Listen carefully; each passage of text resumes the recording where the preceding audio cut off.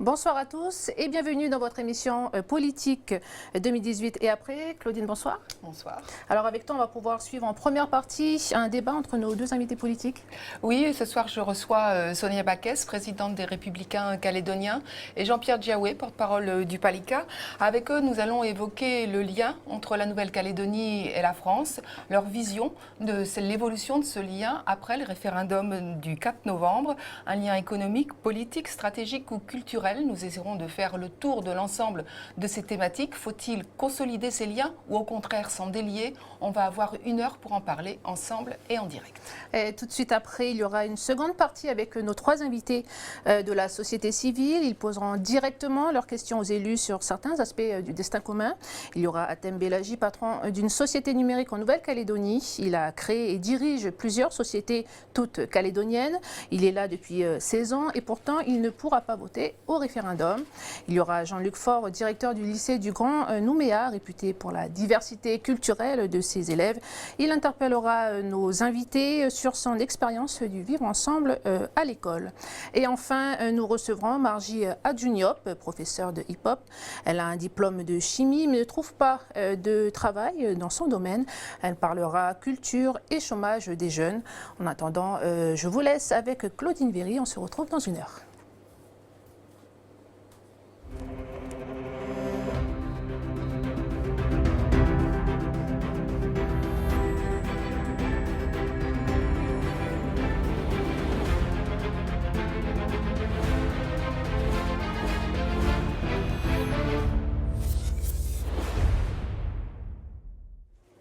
Bonsoir à tous, bonsoir Sonia Backès. Bonsoir. Bonsoir Jean-Pierre Diawé, merci d'avoir répondu à l'invitation de Calédonia.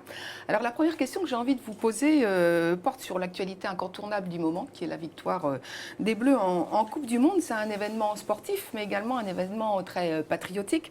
Alors Sonia Backès, est-ce que pour vous ce triomphe est bon pour votre campagne pour la Calédonie dans la France ?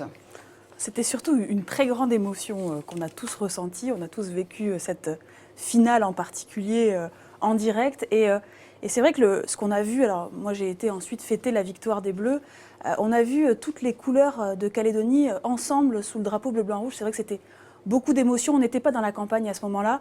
Et c'est vrai que on a vu cette équipe de France avec toutes les couleurs de Kylian Mbappé à Pogba, à Griezmann, etc., qui constituent la diversité de la France. Et c'est vrai qu'en Calédonie, on se retrouve dans cette diversité. Je pense que c'était vraiment un beau message. Et vous, Jean-Pierre Diawé, en tant qu'indépendantiste, quand vous voyez un tel soulèvement comme ça pour soutenir la France, qu'est-ce que ça vous fait? On est bien dans le domaine du sport.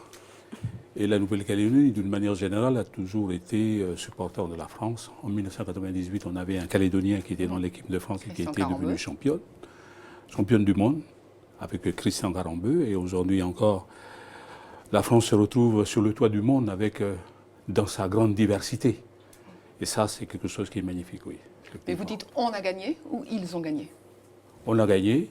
Je veux dire, c'est la France telle qu'elle est. Elle rayonne jusqu'en Calédonie. Là, on a tous crié les uns et les autres partout où on est. On a crié après la victoire de la France. C'est le sport déjà, c'est le sport. D'abord une victoire sportive. Alors justement, on va au-delà du sport. Je voudrais en quelques mots que vous me disiez que représente pour vous le lien à la France, d'un point de vue personnel et politique. Pour vous, Sonia Backès, qu'est-ce que c'est? Alors, c'est mon pays, c'est ma nation. Je me sens calédonienne et je me sens française. Et c'est vraiment, pour moi, ça va ensemble. C'est-à-dire que l'un ne va pas sans l'autre et l'autre ne va pas sans l'un. C'est-à-dire que vraiment, je vibre à la Marseillaise. Je considère que les valeurs de liberté, d'égalité, fraternité sont mes valeurs, celles que je partage. Il y en a d'autres, des valeurs qu'on a plus en Calédonie.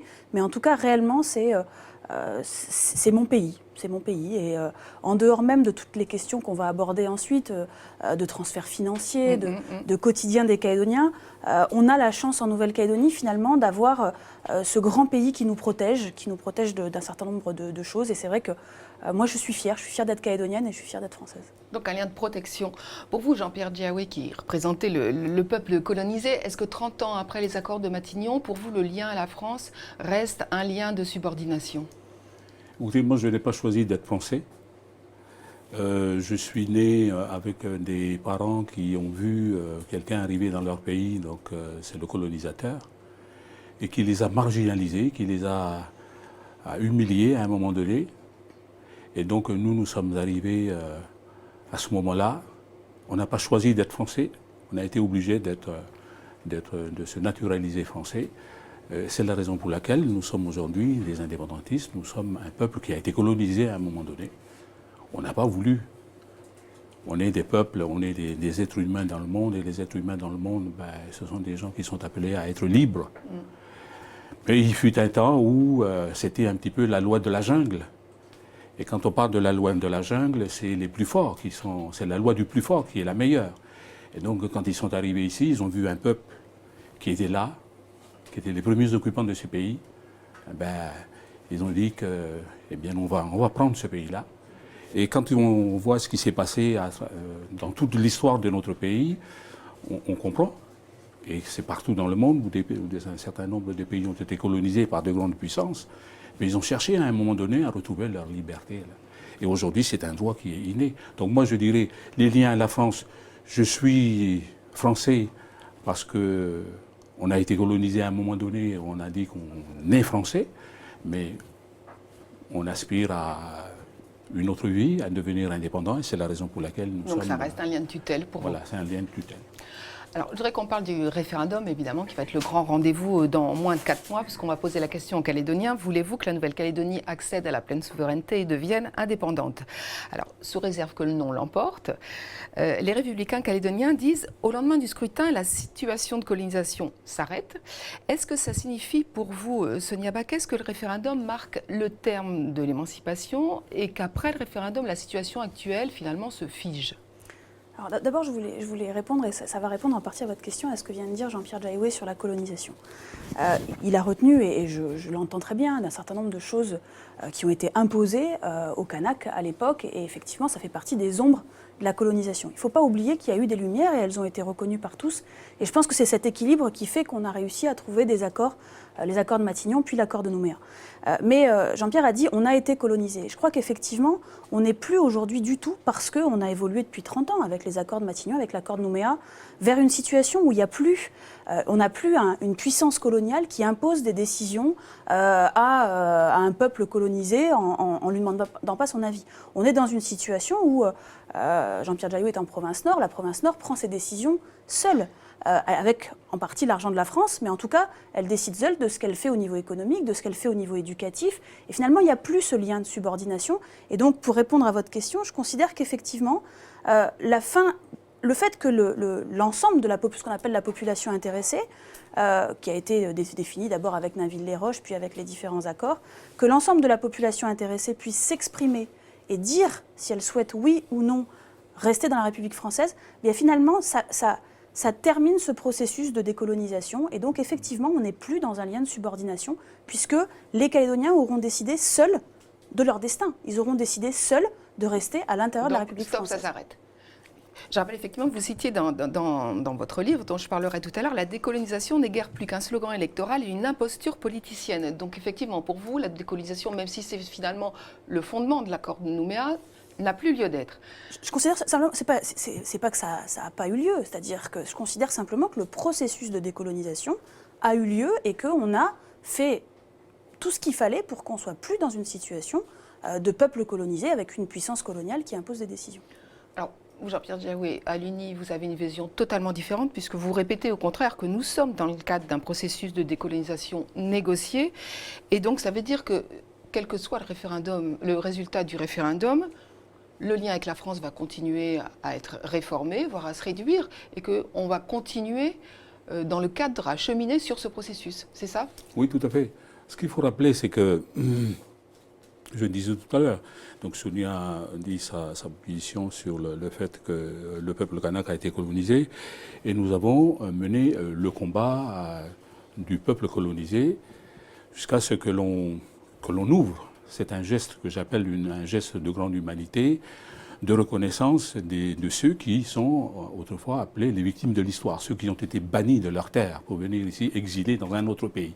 Donc les bagnards, etc. Donc les responsables indépendantistes de l'époque ont reconnu et ensuite En 1988, Jean-Marie Tjibaou donc, il ouvre, et encore une fois, donc, à tous les Calédoniens. Donc, c'est ça que j'appelle ce geste d'humanité. Et on est arrivé à l'accord de Nouméa. L'accord de Nouméa, l'accord de Matignon d'abord, l'accord de Nouméa, il prévoit donc qu'il y ait, dans ce dispositif, qu'il y ait des élections en 1998. Si le non l'emporte, il va y avoir des élections, possible de refaire des élections en 2020 et en 2022. Pour ce qui nous concerne, le processus, il est celui-là. On est rentré dans ce processus-là et il faut aller jusqu'à terme. Voilà. Ce vote, ce scrutin d'autodétermination, c'est un droit qui est reconnu par la communauté internationale. Donc, on se sert de ce droit, on va aller jusqu'au bout. Si le non l'emporte, eh bien, ce n'est pas la fin de l'accord de Nouméa, parce qu'il prévoit d'aller jusqu'en 2022, et c'est après 2022, si le non l'emporte encore une fois, que les responsables politiques de Calédoniens se mettent autour de la table. Mais quel que soit le résultat, si c'est le non ou un non massif, le droit qui est reconnu par la communauté internationale, qui est inné à des peuples coloniaux, eh bien, reste. Se perpétuera. Juste une précision par rapport à ça, c'est important. Le droit à l'autodétermination, il est contesté par personne. C'est-à-dire qu'effectivement, ce n'est pas parce qu'on n'est plus dans une situation de colonisation qu'on n'est pas conscient du fait que le droit à l'autodétermination, il est permanent. C'est-à-dire que, et je l'ai d'ailleurs écrit dans mon livre, c'est-à-dire, effectivement, je pense qu'il faut que les populations puissent se positionner régulièrement, alors pas trop souvent parce qu'on voit que ça génère quand même des ralentissements économiques et des inquiétudes pour la population, mais ce droit-là, il est ouvert et actif en permanence. Simplement, effectivement, dès l'instant où la population s'est exprimée, on n'a plus une puissance coloniale qui a imposé sa présence en Nouvelle-Calédonie, puisque c'est nous-mêmes qui aurons choisi qu'elle y reste, si la réponse est non, bien sûr. Mais justement, quand vous parlez, le fondement de votre campagne pour les référendums, c'est un non le plus large, le plus massif, le plus écrasant possible, j'ai presque envie de dire. Terme, hein. Et vous ajoutez, c'est quand on est fort qu'on peut être généreux. Et en même temps, vous dites, nous ne lâcherons rien. Alors, on a l'impression que votre vision du référendum n'est finalement que celle d'un rapport de force entre deux camps. Non, alors d'abord, je n'ai pas parlé d'écrasant et je n'ai pas dit nous ne lâcherons rien. Si. Donc, je vous le retrouverai. J'ai dit non massif, effectivement, parce que je suis convaincue qu'il faut que les Calédoniens s'expriment largement pour rester dans la République française, parce que c'est sur la base d'un résultat clair et sans contestation possible qu'on pourra construire quelque chose. Et ce quelque chose, vous savez, aujourd'hui, on est dans une situation où on a tous les avantages de la présence française sans aucun inconvénient. C'est-à-dire que la France, elle nous protège, mais en même temps, elle nous laisse toute la liberté sur ce qui concerne le quotidien des Calédoniens. Et c'est quand même ça qui est intéressant. C'est-à-dire toutes les questions économiques, éducatives, etc. C'est nous qui avons la main. On peut faire de la société calédonienne ce qu'on veut, et pas forcément en copiant ce qui existe en métropole. Et juste un mot là-dessus, parce que c'est important pour nous de dire, j'aime la France, je pense que personne ne peut me contester ça, je pense que la France, c'est un grand pays qui nous protège, mais il y a des choses qu'elle fait pas forcément bien. Et il y a des choses que nos voisins font beaucoup mieux qu'elle. Sur le plan économique, il y a des exemples en Nouvelle-Zélande, il y a des exemples en Australie qui fonctionnent beaucoup mieux. Ouais, et donc, on peut finalement garder cette protection de la France tout en construisant notre propre modèle de société qui permette finalement aux Calédoniens d'avoir un quotidien qui soit le meilleur possible. Vous admettez, Madame Baquès, que quel que soit le résultat, c'est un non massif. Mais je veux dire, le processus continue jusqu'à son terme. Ce n'est pas parce que le non, un non massif a remporté le 4 novembre que tout s'arrête. C'est pas vrai ça, c'est pas vrai. Tout ne s'arrête pas. Les choses continuent. Ensuite, quand vous dites que c'est quand on est puissant qu'on est généreux. C'est fort qu'on peut être. Voyez, le peuple kanak, peuple colonisé, quand on voit, je parlais tout à l'heure donc, de ces responsables indépendantistes qui, à un moment donné, ils ont dit, on ouvre, on accorde, on reconnaît les victimes de l'histoire. Ils sont venus, ils ont travaillé dans ce pays. C'est un petit peuple, mais ils reconnaissent ces victimes de l'histoire. Ça, c'est un grand geste, mais c'est un petit peuple. Donc, vous, quand vous parlez qu'on est fort et qu'on est généreux parce que vous pensez à l'argent, non. Pas du tout. Nous, c'est ce cœur, cette humanité qu'ont les responsables kanaks de reconnaître que nous sommes là et le combat que nous menons, c'est un combat contre l'injustice, contre le fait que la France ne nous reconnaît pas dans ce pays, dans notre pays. Et on se bat pour ne pas réinstaurer quelque chose contre lequel on a combattu. Donc c'est la raison qui fait que, eh bien, on a accepté les autres. Mais c'est le petit peuple. On n'a pas besoin d'être grand pour faire des actes généreux. Alors d'abord sur le fait de reconnaître les victimes de l'histoire, vous savez, on est un certain nombre de Calédoniens à pas avoir d'ailleurs. C'est-à-dire que quand vous nous dites, vous avez reconnu, ok, mais nous, si vous nous dites que ici c'est pas chez nous, on n'a pas d'ailleurs. Moi, j'ai pas d'ailleurs. Je suis née ici, je vis ici, ma famille est ici. Il n'a et pas donc... dit que vous n'étiez pas chez vous. Non, mais je sais bien. c'est Mais je veux dire, c'est effectivement bien qu'on ait réussi à s'entendre. Simplement, vous dites, la France ne vous reconnaît pas ici. Enfin, je sais pas les termes exacts, mais aujourd'hui, enfin, le président de la République lui-même a dit, la France serait moins belle sans la Nouvelle-Calédonie. C'est-à-dire que s'il y a un moment où effectivement la France, elle reconnaît la force de la Nouvelle-Calédonie, on va parler sans doute de l'axe Indo-Pacifique et de l'importance de la présence française dans la région. Donc justement, la France, elle reconnaît l'importance de la présence de la Nouvelle-Calédonie. Elle a reconnu les ombres de la colonisation, et ça a été encore une fois répété par le président de la République. Donc en fait, la Nouvelle-Calédonie, elle a toute sa place à l'intérieur du grand ensemble français. Et personne ne conteste l'identité, la présence. On a parlé tout à l'heure de l'équipe de France et de ce qui constitue la France. Cette diversité-là, la Nouvelle-Calédonie en fait partie.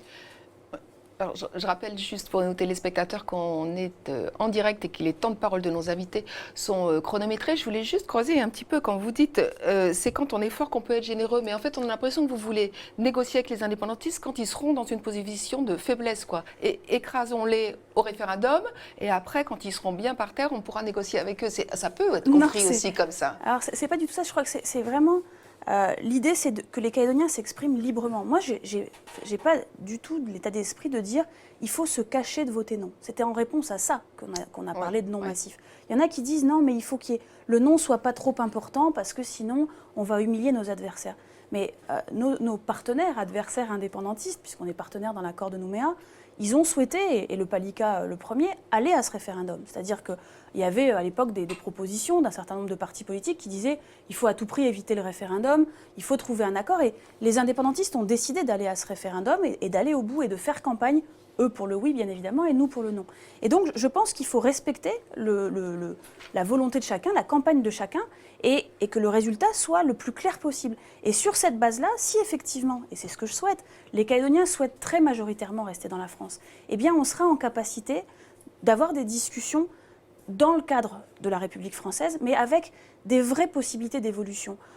Sur la question du peuple kanak, de l'identité kanak, on a fait des choses qui ont été importantes entre les accords de Matignon et l'accord de Nouméa pour faire évoluer et pour construire, pour avoir des cadres kanak. Mais on a très peu de kanaks chefs d'entreprise. On a un gros travail à faire pour que les kanaks s'intègrent dans le monde économique et s'approprient le monde économique.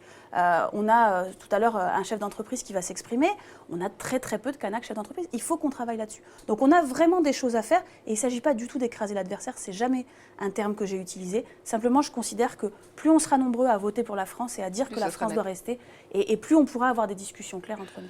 Pour vous, Jean-Pierre Diawé, à partir de quel score du oui au référendum vous considérez que les indépendantistes sortent affaiblis ou renforcés ? Écoutez, nous avons mené notre combat depuis toujours. Est-ce qu'il faut rappeler ici qu'avant les années 70, ce sont les premiers occupants de ce pays qui étaient majoritaires. Et qu'à un moment donné, lorsque les colonies françaises, les anciennes colonies françaises ont commencé à se soulever et à vouloir crier l'indépendance pour se libérer de leurs colonisateurs, un certain Premier ministre de l'époque, M. Mesmer, avait dit qu'il faut engager une politique volontariste de peuplement de la Calédonie pour éviter toute velléité de demande d'indépendance de la part des Kanaks. Mais est-ce que depuis, et c'est à partir de ce moment-là que les Kanaks, que les premiers occupants de ces pays ont été rendus minoritaires chez eux. Et qu'ils ont revendiqué l'indépendance. Et ils ont revendiqué l'indépendance. Ce qu'ils ne faisaient pas avant. C'était pas avant. Et on savait pertinemment qu'on n'était pas. Mais la revendication d'indépendance, c'est un droit. C'est un droit. Et c'est la raison pour laquelle, que l'on soit minoritaire, on sait qu'on est minoritaire par cette politique de peuplement voulue par le Premier ministre de l'époque. Et encore, les responsables que j'évoquais tout à l'heure, ils ont ouvert aux victimes de l'histoire. Jean-Marie Tjibaou, qui, encore une fois, fait ce geste pour dire que ceux qui ont vécu 10 ans ici peuvent participer. C'est toute cette ouverture-là. Et ce n'est pas pour autant que le peuple kanak dit aujourd'hui, nous renonçons à notre revendication d'indépendance. Oui, mais vous ne répondez pas vraiment à ma question, parce que les restrictions du corps électoral ont essayé de corriger justement ces problèmes de migration pour diluer la revendication indépendantiste. Mais sur le score, vous êtes fixé une barre, vous êtes dit à 35% on sortira affaibli, 40% moins On ne s'est pas posé cette question-là. Non. Quand on veut partir à la victoire, on ne se pose pas des questions qu'on va perdre. On va pour gagner et on met toutes nos forces et on verra ce qui va se passer après. Mais pour le moment, on ne s'est pas posé la question. Alors vous dites justement, on verra ce qui va se passer après. Alors il y a quand même beaucoup de Calédoniens qui s'interrogent justement sur le lendemain du référendum et ils sont en attente d'informations de votre part. Alors j'ai avec moi deux documents.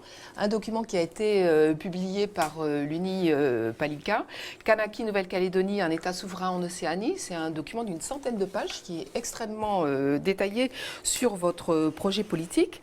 Et du côté des Républicains calédoniens, alors à ma connaissance, il n'y a pas de projet aussi détaillé que celui-là, mais vous avez publié un livre en 2016 qui renseigne quand même assez bien sur la stratégie des Républicains calédoniens sur ce lien avec la France. Alors Jean-Pierre Diaoué, dans votre projet, vous dites si le oui l'emporte, il y aura une période de transition entre 2018 et 2022. Alors on va voir peut-être que le texte va s'afficher à l'écran sur ce que vous expliquez sur cette phase de transition. À quoi ça va servir ces 4 ans? Imaginons que ce soit l'indépendance. À quoi faut s'attendre?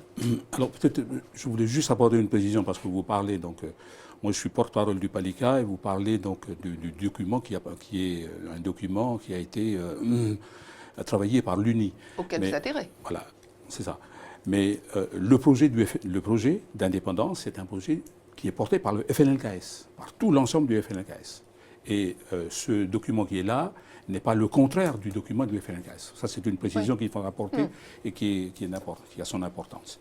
Alors, une période de transition, oui, parce que nous demandons qu'il y ait une indépendance avec partenariat. L'indépendance avec partenariat n'est pas une invention du Palika ou du FNLKS. C'est une des hypothèses qui a été apportée par les 2 experts missionnés par le gouvernement français à une certaine époque pour venir travailler sur l'avenir institutionnel. Donc, indépendance avec partenariat. Et donc, on dit, c'est un partenariat qu'il faut discuter, qu'il faut voir avec la France. Mais au lendemain de la consultation, si le oui l'emporte, nous disons, il ne va pas y avoir le trou noir. Il faut qu'il y ait une période de préparation, que l'on appelle une période de transition, pour mettre en place les organes du nouvel État. Et quand on parle de partenariat et quand on parle de transition, c'est bien qu'on puisse avoir la position de l'État, parce qu'on aura en face de nous l'État français. Et on est allé dernièrement avoir une mission pour voir le Premier ministre. Le Premier ministre, il dit très clairement que, bien sûr, au lendemain de la consultation, quel que soit le résultat, l'État français sera là, aux côtés des Calédoniens et des responsables calédoniens, pour voir ce qui va se passer après. Et donc, c'est pendant cette période. Nous, on dit qu'il faut mettre à profit la période qui est proposée dans l'accord de Nouméa pour aller jusqu'en 2022. Le Premier ministre dit 2022, c'est trop loin, il faut compter un an et demi à 2 ans. Cette période de préparation et de transition, laps de temps pendant lesquels on peut parler donc de la nouvelle constitution, parce qu'il faut une nouvelle constitution qu'il faudra faire adopter ensuite par le peuple calédonien, et puis de parler de l'exercice des compétences qui doivent être transférées à la Nouvelle-Calédonie, des compétences régaliennes, dans le cadre d'un partenariat. On mettrait également à profit ce laps de temps pour formaliser les termes de ce partenariat. Donc c'est une sorte de sas avant le partenariat. Ouais. Et donc, pendant 4 ans, on vit un peu comme aujourd'hui. Alors, quoi. pendant 4 Rien ans, ne qu'est-ce qui change, se passe? finalement, pendant 4 Rien ans. ne change. Les institutions telles qu'il existe aujourd'hui dans le pays, qui fonctionnent dans le pays, continuent. Ensuite, la question est de savoir s'il va y avoir une élection provinciale en 2019. Ça, c'est également une question qu'on a posée au Premier ministre, parce qu'on dit, dans l'accord de Nouméa, il est prévu que 4 mandatures, on est là à la 4e mandature. Qu'est-ce qui va se passer en 2019? Le Premier ministre a dit il ne voit pas d'inconvénient à ce que le Conseil d'État soit saisi ou qu'il dise clairement ce qui va se passer en 2019. Voilà. Mais C'est-à-dire qu'il n'y aurait pas d'élection provinciale en 2019? Non, mais ça, c'est effectivement une demande du PALICA. Nous, on est très respectueux du choix électoral. On arrivera en fin de mandature de 5 ans. Les Calédoniens, l'accord de Nouméa et la loi organique prévoient des mandatures de 5 ans. La mandature se termine en 2019. oui, voilà, tout à fait. Il doit y avoir des élections en 2019. Alors, la demande juridique a été faite au Conseil d'État, puisqu'effectivement, le PALICA s'est exprimé par la voix de Paul Néaoutine pour demander à ce qu'il n'y ait pas d'élection en 2019, considérant... Enfin, pas demander, pour Non, considérer qu'il n'y avait que 4 mandatures de l'accord de Nouméa et que donc il va pouvait ne pas y élections avoir ou pas? d'élection en Voilà, 2019. c'était ça. Simplement pour revenir sur cette période de transition. D'abord, la question de la souveraineté avec partenariat, ce n'est pas une invention des experts. Ça a été évoqué pour la première fois par Edgar Pisani. Il a appelé ça l'indépendance association. Là, c'est une nouvelle sémantique, mais c'est en gros la même chose. Cette indépendance association, il ne faut pas leurrer les Calédoniens, c'est une indépendance. Certes, il y a une association avec la France après pour essayer de régler un certain nombre de problématiques, mais, et c'est d'ailleurs vous qui l'avez dit sur les ondes, vous avez dit clairement, la France, elle ne pourra pas donner ce qu'elle donne financièrement à la Calédonie si elle était indépendante. Et moi, ce que je n'ai pas trouvé, parce que j'ai lu attentivement le projet de l'UNI, sur le projet d'indépendance, je n'ai pas trouvé de solution pour savoir comment on fait pour compenser les 150 milliards que donne la France. Et ce n'est pas 4 ans de transition qui vont permettre de compenser les 150 milliards en moins que donne la France. Alors, vous dites qu'il faut faire des économies. Moi, je veux bien savoir, parce qu'effectivement, il y a sans doute des choses sur lesquelles on peut faire des économies. 1 milliard, 2 milliards, 3 milliards. 150 milliards, plus de 150, puisqu'on est à 168 milliards.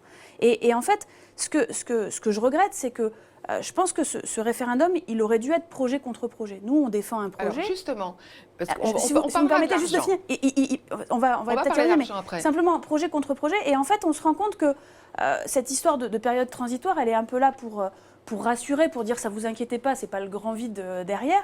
Mais en fait, moi, j'ai pas trouvé, en tout cas, mais peut-être qu'on va en parler, comment cette période transitoire règle les problèmes de quotidien des Calédoniens, de savoir comment on va compenser les 168 milliards en moins pour continuer à financer ce que les Calédoniens... Vous dites projet contre projet. C'est vrai qu'on peut peut-être reprocher aux indépendantistes de ne pas être assez précis sur cette question de l'argent, mais j'allais dire, au moins, eux, ils en ont un.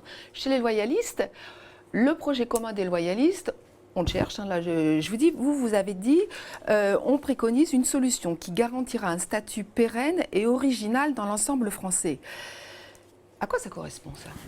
Mais on est déjà dans un statut original. Il n'est pas pérenne, c'est la différence. C'est-à-dire qu'aujourd'hui, le statut de la Nouvelle-Calédonie, il permet à la Nouvelle-Calédonie d'avoir toute la liberté de faire ce qu'elle veut. Mais à part proposer qu'on ne change rien, qu'est-ce que vous proposez comme projet? Vous dites projet contre projet, vous, c'est on ne change rien. J'ai commencé à vous le dire, vous m'avez coupé tout à l'heure. Je crois qu'on a, malheureusement jusqu'à présent, fait des transferts de compétences sans se demander comment on allait faire mieux. On a fait des transferts parce que c'était prévu dans l'accord de Nouméa, dans les accords de Matignon, puis dans l'accord de Nouméa, et on ne s'est pas demandé ce qu'on allait faire. On a réellement une société calédonienne qui n'est pas exactement constituée de la même manière que la société métropolitaine, et donc on peut construire, et c'est ça notre projet, une société où on a un système éducatif qui s'adapte aux spécificités de la Nouvelle-Calédonie, pas simplement un copier-coller de la métropole. Alors, est-ce que vous ne l'écrivez pas et vous ne le déclinez déclinez pas? Je l'ai décliné à mon conseil politique, Claudine Véry. Oui, j'y étais. Donc, je suis un petit peu restée sur ma faim, je dois dire. On a un peu de temps encore, si vous me permettez. Donc simplement, voilà, le système éducatif, on a rajouté un peu de langue kanak pour dire qu'on faisait un projet éducatif calédonien. Mais ce n'est pas ça la solution. On fait des copier-coller de tout ce qui existe de pire au niveau économique, au niveau fiscal. On n'est pas capable de créer quelque chose. Moi, ce que je souhaite, et le projet de société qu'on souhaite, c'est un projet qui prenne en compte les spécificités de la Nouvelle-Calédonie, qui s'adapte à ces spécificités et qui s'ouvre sur le monde pour regarder ce qui existe ailleurs, tout en conservant la protection de la France. Ce que propose déjà l'accord de Nouméa. Ben oui, mais de manière non pérenne. C'est-à-dire que jusqu'à présent, on est toujours avec cette inquiétude de savoir que derrière, on ne sait pas ce qui se passe. Oui. Là, l'idée, c'est de pérenniser le lien avec la France, de constitutionnaliser la présence de la Nouvelle-Calédonie dans la République française et ensuite de construire à l'intérieur de l'ensemble français. Et parce que la Nouvelle-Calédonie est particulière, c'est ce projet de société particulier. Peut-être, vous posez la question tout à l'heure du partenariat et de l'argent de la France et des financements apportés par la France. Voilà, venons-en. Nous parlons donc du transfert de compétences, nous parlons de partenariat. On ne parle pas d'argent. On ne parle pas d'argent. Pourquoi? Parce que c'est difficile aujourd'hui de parler de ce que dira la France, de ce que fera la France. La France dit très clairement, et le Premier ministre l'a dit, on ne s'engage pas. Pour le moment, on dit qu'on est prêt à discuter après le référendum, mais on ne parle pas d'argent. L'avenir de la Nouvelle-Calédonie, c'est l'affaire des Calédoniens. Ensuite, c'est dans cette période-là qu'on va en discuter. Donc on ne peut pas dire, je dis par rapport à la préoccupation de Mme Backès, de dire les 168 milliards, comment on va les apporter? Eh ben, c'est pas, je veux dire, c'est pas en claquant de doigts qu'on va apporter 168 milliards. C'est d'abord de discuter avec la France. Donc c'est une indépendance où finalement vous continuez, vous souhaitez que la France continue à payer. Pour ce qui est des compétences régaliennes, c'est l'exercice des compétences régaliennes où on dit qu'il faut que la France soit aux côtés de la Calédonie pour l'exercice des compétences régaliennes. Mais je veux dire, quand on voit certaines compétences, comment elles sont exercées aujourd'hui dans le pays, c'est en fonction, c'est l'organisation générale de ce qui se passe en France, que je prends la justice par exemple, c'est une organisation qui est complexe, et c'est au regard de la population de la France, de plus de 60 millions d'habitants. Ici, on est 300 000. Est-ce qu'il n'y a pas possibilité, donc, de simplifier? Donc, c'est en fonction des besoins réels de la Calédonie que l'on peut discuter, donc, des aides que peut apporter la France dans le cadre de l'exercice de ses compétences. Est-ce que ce n'est pas un peu vouloir le beurre et l'argent du beurre? On comprend que ça inquiète les Calédoniens, parce qu'ils se disent pourquoi la France, après tout, continuerait à financer et à payer pour ses compétences? Quelle garantie? Les garanties, pour le moment, on n'en a pas. Il ne nous a pas donné les garanties pour dire que, oui, n'ayez pas peur, on va exercer ses compétences régaliennes au moment où vous accédez à l'indépendance et on va payer. Mais on se base sur ce que la France fait par ailleurs. Pourquoi à Monaco, Monaco qui est un pays qui est indépendant, qui a un siège à l'ONU, la justice, c'est la France qui l'exerce. La défense, c'est la France. Il fait dans d'autres pays, pourquoi pas la Calédonie aussi. Voilà. Donc, c'est à ces exemples-là. Mais vous comprenez que les gens soient inquiets quand même? Mais bien sûr que les gens sont inquiets, mais je veux dire, ce que je disais tout à l'heure, c'est que le partenariat, ce n'est pas les indépendantistes qui l'ont inventé. C'est les experts français, missionnés par l'État français, qui ont parlé de... Parce que, de par le passé... D'accord.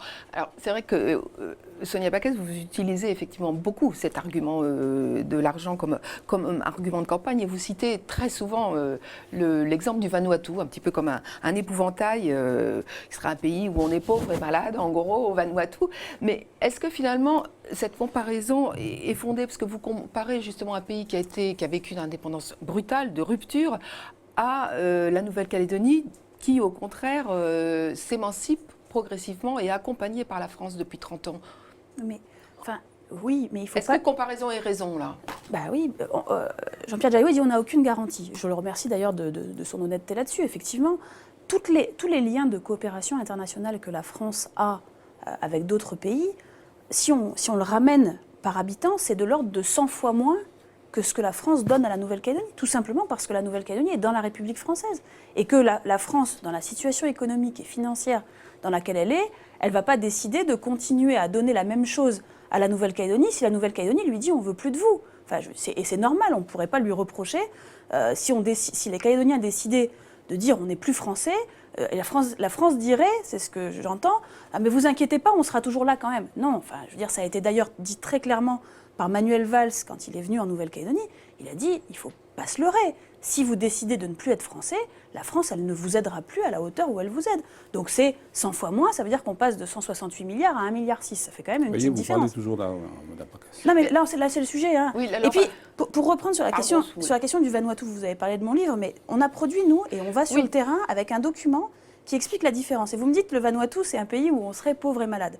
Des chiffres 10 ans d'espérance de vie en moins au Vanuatu. Ça, c'est la réalité, c'est-à-dire qu'on n'est pas pauvre et malade, simplement on vit 10 ans de moins. Et donc, quand la France est partie, est-ce qu'il y avait un Médipôle, comme il y a un Médipôle à Nouméa, mais comment on le finance ? Le fonctionnement du Médipôle, il faut bien... des situations qui sont totalement différentes, dans des époques totalement différentes. Oui, mais alors, allons au bout de ce que vous dites. Effectivement, si on était indépendant demain, c'est le souhait de Jean-Pierre Jaiwe, la Calédonie garderait les infrastructures qu'elle a. Sauf qu'on le voit au Vanuatu, par exemple. Effectivement, elle a gardé des routes au départ, etc. Sauf que 30 ans après, comment on fait pour financer... 1980 n'était pas la Calédonie de 2018. Mais d'accord, mais comment on fait pour entretenir le Médipôle ? Comment on fait pour faire que les outils médicaux qui évoluent avec leur temps, parce qu'on a l'argent de la France, ils continuent à évoluer, on n'aura plus ces moyens-là. Comment on fait pour continuer à soigner... La santé, c'est pas la France qui paye, je crois. C'est la France qui paye, c'est-à-dire les 168 milliards. Ouais. Non mais, faut dire les choses, parce que votre remarque est intéressante. C'est pas la France qui paye, parce qu'effectivement, la santé, elle a été transférée, et donc c'est la Calédonie qui paye. Mais si demain, la Calédonie devait payer 30 milliards pour assurer sa défense, parce que ça coûte 30 milliards, ces 30 milliards-là, il faudrait bien qu'elle les trouve quelque part. Et donc, effectivement, elle serait obligée de trouver en partie dans le système de santé, dans le système éducatif, etc. Aujourd'hui, pour le fonctionnement des institutions, pour que le pays fonctionne, le fonctionnement des institutions, c'est la Calédonie qui paye. La protection sociale, c'est la Calédonie qui paye. Ensuite, quand je disais tout à l'heure qu'il n'y a pas de garantie, oui, il n'y a pas de garantie, clairement, de la part des responsables français pour dire on va assumer les compétences régaliennes, ça va coûter tant, on va payer. Non, ils n'ont pas dit ça. C'est pour ça que je dis qu'il n'y a pas de garantie. Mais les deux présidents de la République, Nicolas Sarkozy et François Hollande, ce qu'ils ont dit, l'avenir de la Calédonie, c'est le choix des Calédoniens. Quel que soit le choix que feront les Calédoniens, la France sera là pour les accompagner. On se base là-dessus, sur ces choses-là. Quand on va voir le Premier ministre, il dit ça.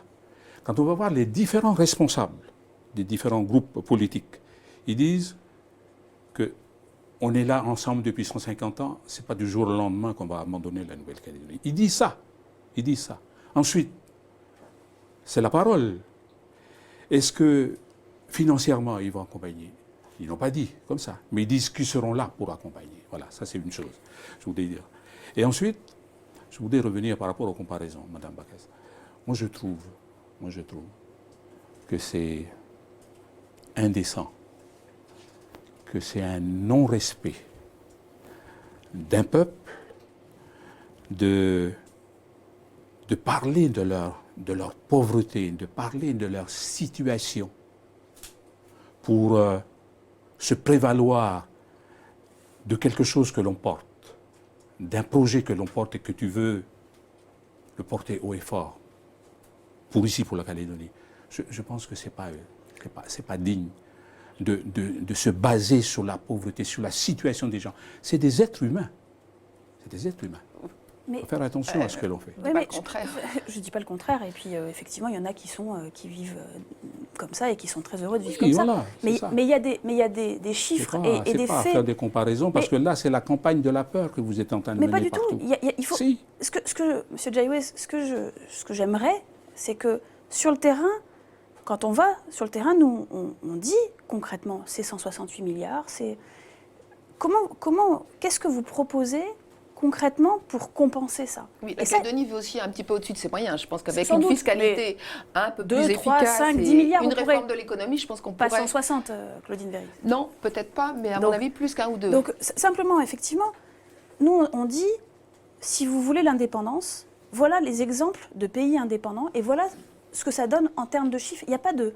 On ne juge pas le peuple vanuatais, il n'y a pas de jugement de valeur. Il y a simplement une réalité qui est de dire, aujourd'hui, vous dites, et c'est très intéressant, vous dites, la France dit qu'elle va nous accompagner.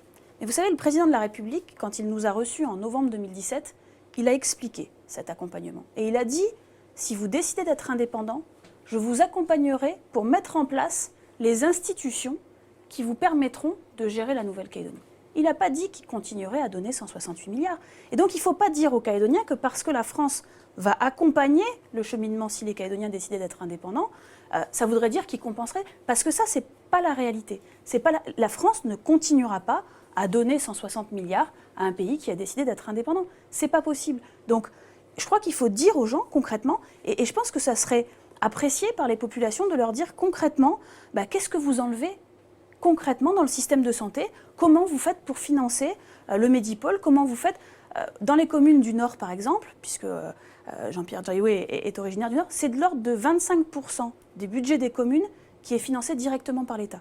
Qu'est-ce qu'on fait concrètement? Qu'est-ce qu'on enlève dans les communes pour compenser le départ de la France?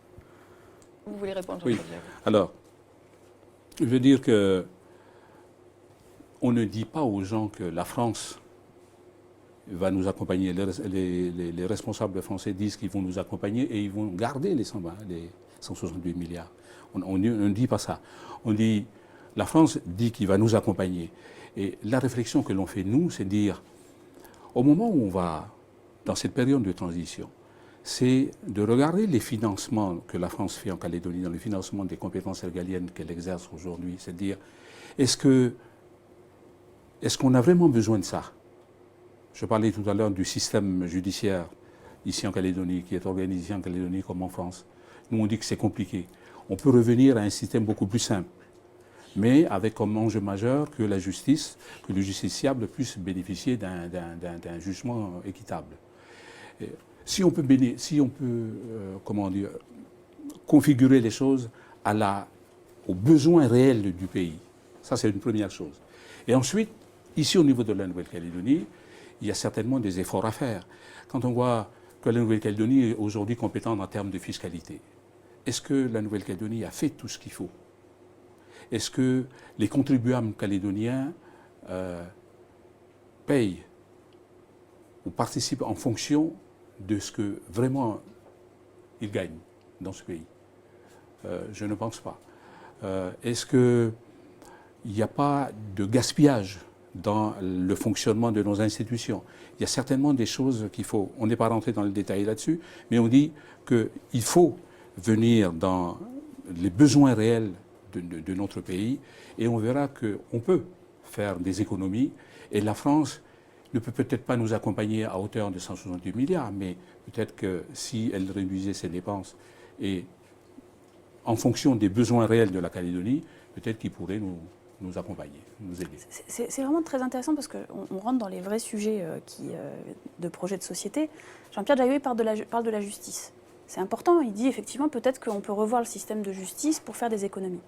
On est dans un système où aujourd'hui, on a une justice que moi je considère comme sous-dimensionnée. C'est-à-dire qu'on a une justice qui ne répond pas aux attentes des Calédoniens. On voit bien, on a des problèmes de délinquance qui est extrêmement important, d'insécurité, et finalement on a des mineurs ou d'ailleurs des jeunes majeurs qui rentrent au commissariat, qui en sortent et qui sont finalement ou jamais jugés ou jugés tellement tardivement que c'est comme s'il n'y avait pas de réponse judiciaire. Et donc, il y a un vrai souci, mais il y a un manque de moyens évident aujourd'hui. Et donc, quand vous nous dites on peut faire des économies, moi j'aimerais bien savoir concrètement quoi. C'est-à-dire concrètement, comment vous faites pour organiser la justice? Oui, c'est la question de la justice des mineurs. Non, mais c'était l'exemple qu'a donné Jean-Pierre Jayoué. Il n'y a pas que la justice qui est responsable. Vous savez bien que la Calédonie a des compétences en matière de réinsertion. Oui, et qu'elle a été très défaillante. Donc on ne peut pas mettre tout sur le dos de l'État. Complètement d'accord. Non, mais je répondais sur la question de la justice. Sur la question de la fiscalité, moi je suis complètement d'accord avec vous. C'est-à-dire qu'effectivement, aujourd'hui, on a un système fiscal qui ne répond plus aux enjeux de la Calédonie. Mais enfin, là, votre groupe siège au Congrès et a voté toutes les réformes qui ont été faites ces dernières années, qui ont amené à la situation dans laquelle on est aujourd'hui, avec une baisse des recettes fiscales qui est gigantesque et un système qui est, où la justice sociale n'est pas du tout assurée. Donc concrètement, aujourd'hui, on a un système qui ne répond pas, et je suis complètement d'accord avec vous, et on pourrait copier là des modèles qui marchent beaucoup mieux dans les pays anglo-saxons. Alors, on va laisser tomber les questions de gros sous pour le moment. Je voulais qu'on revienne sur les transferts de compétences. François Fillon avait dit que c'était le moteur de l'accord de Nouméa. Alors, je voudrais qu'on fasse un petit point rapide déjà sur l'exercice des compétences aujourd'hui. Avec les compétences qui ont été transférées depuis 1998, on va les voir, on a résumé, mais il y a le droit à l'emploi, le commerce extérieur, l'enseignement primaire, la sécurité civile, le droit civil et commercial, l'enseignement du second degré. Puis il y a les fameuses compétences de l'article 27 qui n'ont pas encore été transférées mais qui pourraient l'être, donc le contrôle de légalité des provinces, des communes et de leurs établissements publics, donc voir si leurs textes sont conformes à la loi, l'enseignement supérieur, la communication audiovisuelle. Et enfin, les compétences régaliennes qui seront en jeu lors du référendum, la justice, l'ordre public, la défense, la monnaie et les affaires étrangères, même si elles sont déjà partagées un petit peu entre l'un à l'autre. Alors, je reviens vers vous, Sonia Backès. Dans votre livre, vous écrivez « Il est impossible d'aller plus loin en matière de transfert de compétences, sauf à basculer dans l'indépendance. Nous avons été gavés de compétences depuis 20 ans. » Alors pour vous, c'est fini, on ne prend plus rien. En fait, l'enjeu, et je crois que la revendication indépendantiste, c'est pas d'avoir la compétence en matière de sécurité civile ou de droit civil, etc. C'est une problématique identitaire. Donc, on a aujourd'hui fait, c'était prévu, et on a les uns et les autres, tous les partis politiques ont respecté le calendrier des transferts. On a transféré un peu à marche forcée, parce que ça a été très vite, il y a des compétences gigantesques qui nous ont été transférées. Le droit civil et le droit commercial, c'est gigantesque. C'est des livres entiers de lois qui évoluent régulièrement. Et donc, on a pris, et finalement, on n'en a pas fait grand-chose. C'est pour ça que je dis qu'on les a Pour la sécurité avalés. civile, c'est pas très sympathique de dire ça. Non mais, alors la sécurité civile, c'est un exemple de transfert qui fonctionne bien, mais on a mis énormément d'argent. C'est-à-dire que par rapport à ce qui était mis par l'État, la Nouvelle-Calédonie a mis énormément d'argent. Mais par exemple, droit civil, droit commercial, on a un droit qui est figé. Et donc finalement, c'est pas dans l'intérêt des Calédoniens, c'est le cas du droit des assurances, c'est le cas... En fait, le système éducatif, on a voté, enfin nous on n'a pas voté, mais la majorité du Congrès a voté un projet éducatif dans lequel on n'innove pas du tout, on ne répond absolument pas. Je ne sais pas si vous imaginez qu'on a, à la dernière journée de défense et de citoyenneté, 32% des Calédoniens qui ont des problèmes avec la lecture. Mais c'est gigantesque. En métropole, on est à 9%. Et dans les pays de la zone, on est à des taux bien moins importants. Ça veut dire qu'on a un vrai souci de réussite scolaire et qu'on n'a pas été capable, là, de digérer, c'est le terme que j'utilise, de digérer les compétences qu'on a transférées pour en faire quelque chose. Et c'est pour ça que je dis on a fait la marche forcée. Et ce n'est pas une critique, c'était comme ça et on a tous respecté l'accord de Nouméa. Il me semble que la période qui s'ouvre, c'est une période qui doit nous permettre de faire quelque chose de ces compétences-là et d'en faire quelque chose à nous. Vous pensez aussi, Jean-Pierre Djouet, qu'on ne s'est pas assez emparé des compétences qu'on a récoltées? Et puis, c'est-à-dire que quand on a commencé la première mandature de l'accord de Nouméa, on a mis du temps. On a mis du temps. Parce qu'il y a certains responsables politiques de ce pays qui jouent la montre pour ne pas aller dans le sens. La première chose qu'il fallait faire, c'est la ressource humaine. Il fallait d'abord former les gens. Donc mettre en place une politique volontariste pour former les gens de manière à ce que, quand les compétences régaliennes quand les compétences vont être transférées à la Calédonie, ben les hommes ont été formés. C'était ça qu'il fallait faire en premier. C'est vrai que le premier mandat, excusez-moi, de l'accord Nouméa était un peu un mandat perdu. Perdu. C'était un mandat perdu, le temps de mettre en place des choses. Et puis ceux qui étaient là à l'époque, ben, ils n'ont pas voulu faire quelque chose. Donc rien n'a été fait. C'est une mandature perdue, comme vous l'avez dit. Dans cette préoccupation, pour former les hommes de ce pays, ben, c'est Jean-Marie Tjibaou, ce sont les indépendantistes qui ont dit à un moment donné, il faut trouver quelque chose. Et c'est l'opération 404 et 4 d'avenir aujourd'hui. Mais il y a une volonté politique ici pour ne pas que les choses avancent dans le bon sens. Parce que la première chose ici, la première ressource pour le pays, pour qu'il devienne, soit indépendant ou pas indépendant, c'est la ressource humaine. Mais ici, les responsables politiques ont toujours tout fait pour ne pas que les choses... Madame Backès parlait tout à l'heure du projet éducatif. Le projet éducatif, on en a parlé. Moi, je suis élu au Congrès depuis 1995, on en a parlé. Depuis à ce moment-là, il y a des réflexions qui ont été menées, comme la fiscalité d'ailleurs. C'est Paul Néautine lui-même qui a conduit cette commission ad hoc pour la réforme de la fiscalité. Des séries de propositions ont été faites, jamais mises en œuvre. Ensuite, il y a eu d'autres commissions ad hoc pour la réforme de la fiscalité qui est considérée comme obsolète. Mais il n'y a pas de volonté politique pour aboutir. Ça, ce sont les non-indépendantistes dans ce pays. Mais est-ce que les indépendantistes ont aussi été suffisamment proactifs? Parce que, par exemple, sur l'histoire des délégués, donc on sait que les délégués qui seront dans les ambassades régionales sont seulement partis en formation, sont en poste d'ici 1 an. J'ai pas beaucoup, en 20 ans, entendu les indépendantistes tirer la sonnette d'alarme là-dessus et dire mais alors qu'est-ce qui se passe, qu'est-ce qu'on fait? Peut-être que vous aussi vous n'avez pas été suffisamment offensif sur ces questions. De ce côté-là, je disais tout à l'heure, le président, celui qui a présidé la commission ad hoc qui a travaillé sur les propositions, c'est Paul Néautine. Et la deuxième, récemment, peut-être Mme Backès le sait, avec Jean-Pierre Libre qui est venu un inspecteur des finances de Bercy qui est venu, qui ont travaillé. C'est Madame Caroline Massouri qui a travaillé. Mais le problème, c'est que ça n'a pas, les choses ne se sont pas poursuivies après. Donc, je veux dire, dans le domaine de l'enseignement, avec le débat qu'il y a eu, avec le grand débat qu'il y a eu, c'était Charles Washington qui à l'époque était à la... Voilà, donc je veux dire, si on ne fait pas le nécessaire pour former nos hommes, qui est la première ressource d'un pays, eh bien, c'est sûr qu'on arrive à un moment donné, quand on transfère les compétences, on dit qu'il n'y a personne pour pouvoir les assumer. Donc pour vous, il aurait fallu effectivement préparer cette nouvelle étape, donc calédoniser un peu, comme certains disent, les compétences régaliennes et celles dont c'est opéré. D'abord, une grande... C'est quelque chose... Sur la formation des hommes, je suis complètement en phase avec Jean-Pierre Jayoué, c'est-à-dire que c'est le premier capital de la Nouvelle-Calédonie. Et alors, en tout cas, nous, on n'a jamais bloqué, au contraire, on a toujours favorisé le fait qu'on puisse avoir des dispositifs, alors 400 cadres et tout un tas d'autres, pour qu'on puisse avoir de plus en plus de Calédoniens qui soient formés. C'est ça, encore une fois, je vous parlais des 32% qui ne savent pas lire, c'est contre ça qu'il faut lutter et il faut absolument réussir à construire des élites calédoniennes, Kanak en particulier, mais il faut qu'on arrive à construire ça. Et je crois vraiment que tout le monde est moteur dans ce sens-là. C'est sans doute pas suffisant, je vous parlais tout à l'heure du fait que, à mon avis, on a encore du chemin à faire. Et ce chemin, alors moi je considère qu'on peut le faire et qu'on doit le faire à l'intérieur de l'ensemble français, parce que réellement la France, elle nous permet ça. Moi j'ai mis en place le début des écoles bilingues, parce que je crois qu'on a intérêt à s'intégrer dans notre environnement régional, et on a intérêt à ce que les jeunes soient de plus en plus bilingues. C'est ça l'avenir. Et donc, je crois vraiment que la formation des hommes, c'est sur ça qu'il faut qu'on travaille dans le prochain statut, c'est-à-dire qu'il faut qu'effectivement, on soit en capacité de dire, on a bien réussi un certain nombre de choses, moins bien un certain nombre d'autres. On a peut-être pas assez, encore une fois, de Kanaks qui sont chefs d'entreprise. Il faut qu'on arrive à travailler là-dessus, qu'on identifie les problématiques et qu'on aille dans ce sens-là. Donc là-dessus, je pense qu'on peut se retrouver. Pour autant, la calédonisation des compétences régaliennes, vous y êtes totalement opposé. Non mais, ça veut dire quoi, ça? Encore une fois, c'est des slogans qui sont sortis par des partis politiques, ça n'a pas de sens. Mais quand évidemment, vous y opposez, vous, ça veut dire quoi dans votre esprit? On ne dit pas qu'on est opposé, on dit simplement qu'il ne faut pas faire n'importe quoi. C'est-à-dire que on parle de calédoniser les magistrats, par exemple. C'est la dernière communication qui a été faite.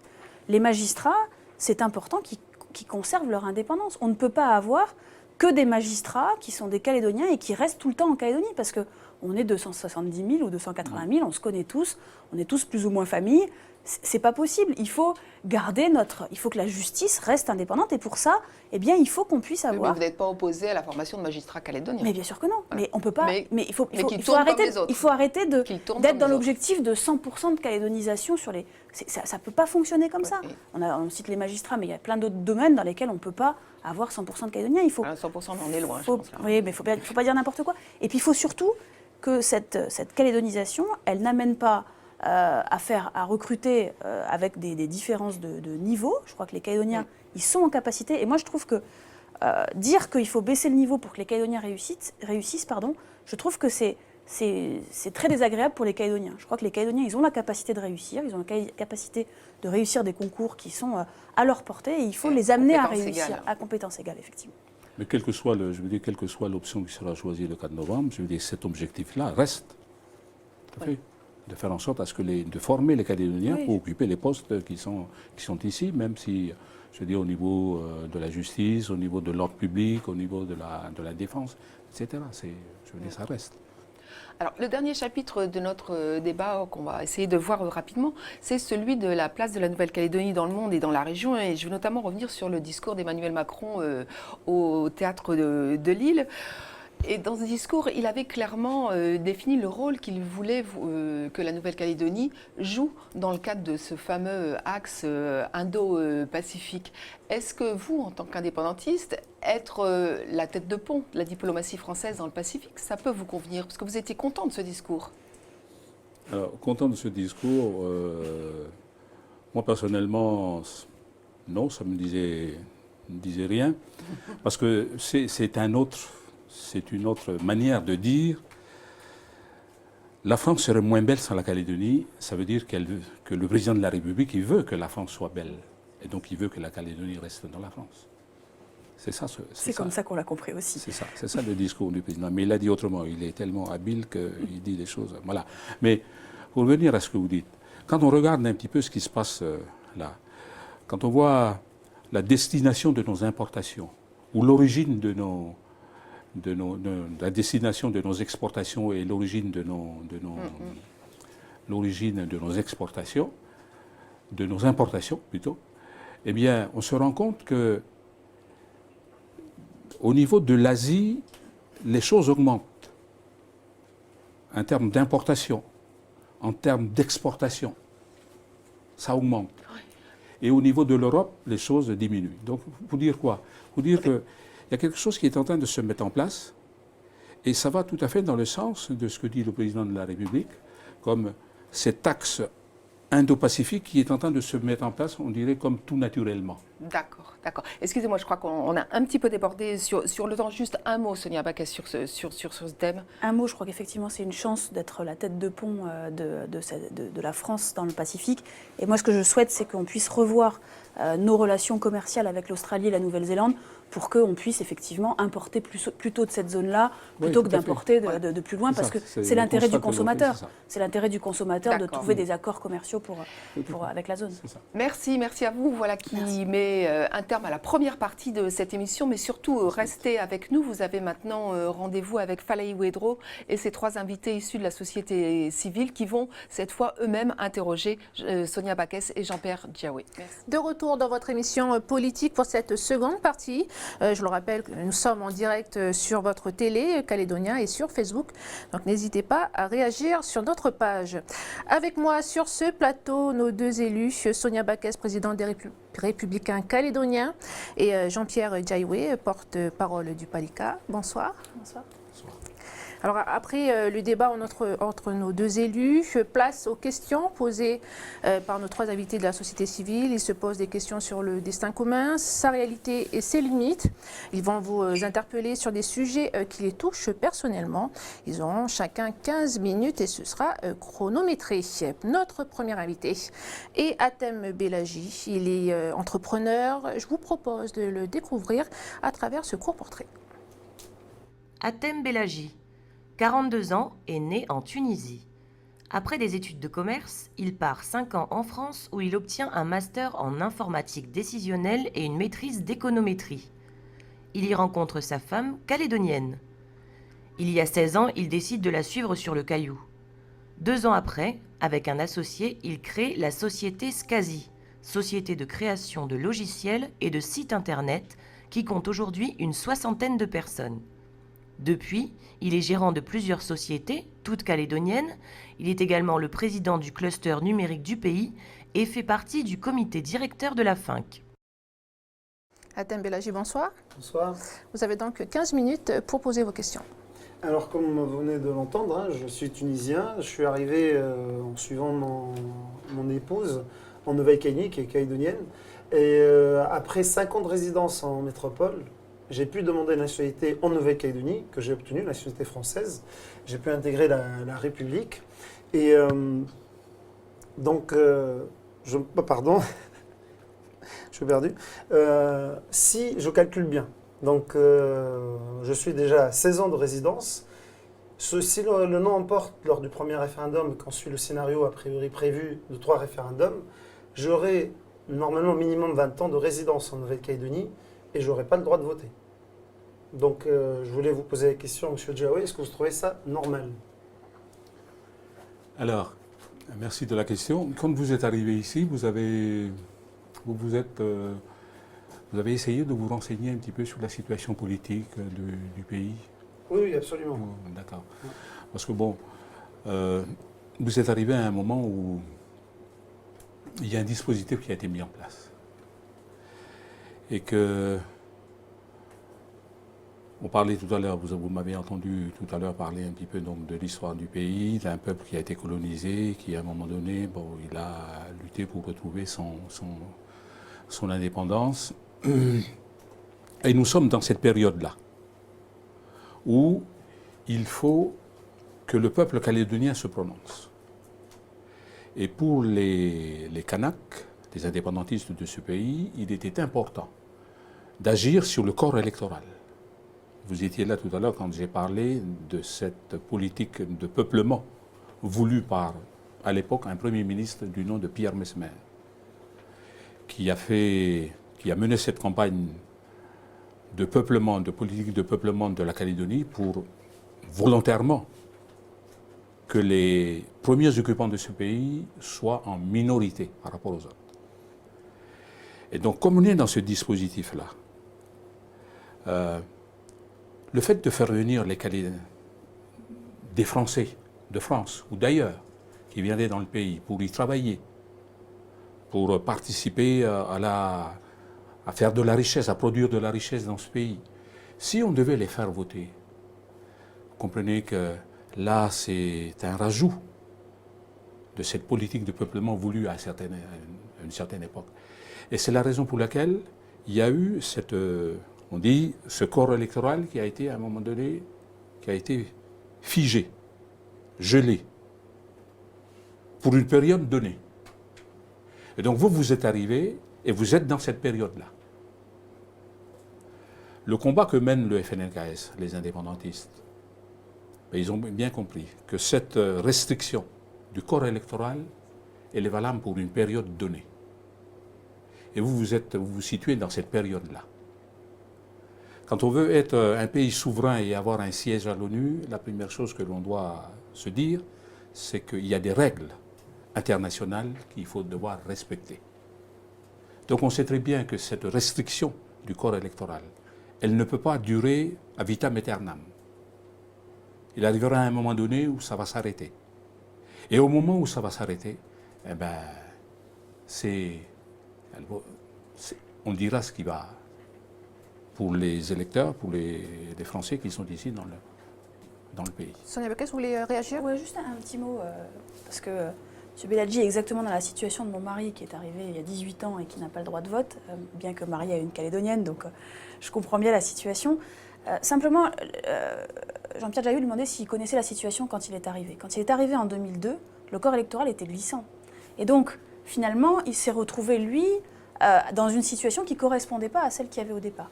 Et donc, pour moi, il y a bien deux choses différentes. Il y a la question du corps électoral référendaire, pour laquelle tout le monde est d'accord sur le fait que c'est une durée de 20 ans, gelée, et qu'effectivement, on ira au bout du processus avec ce corps électoral-là.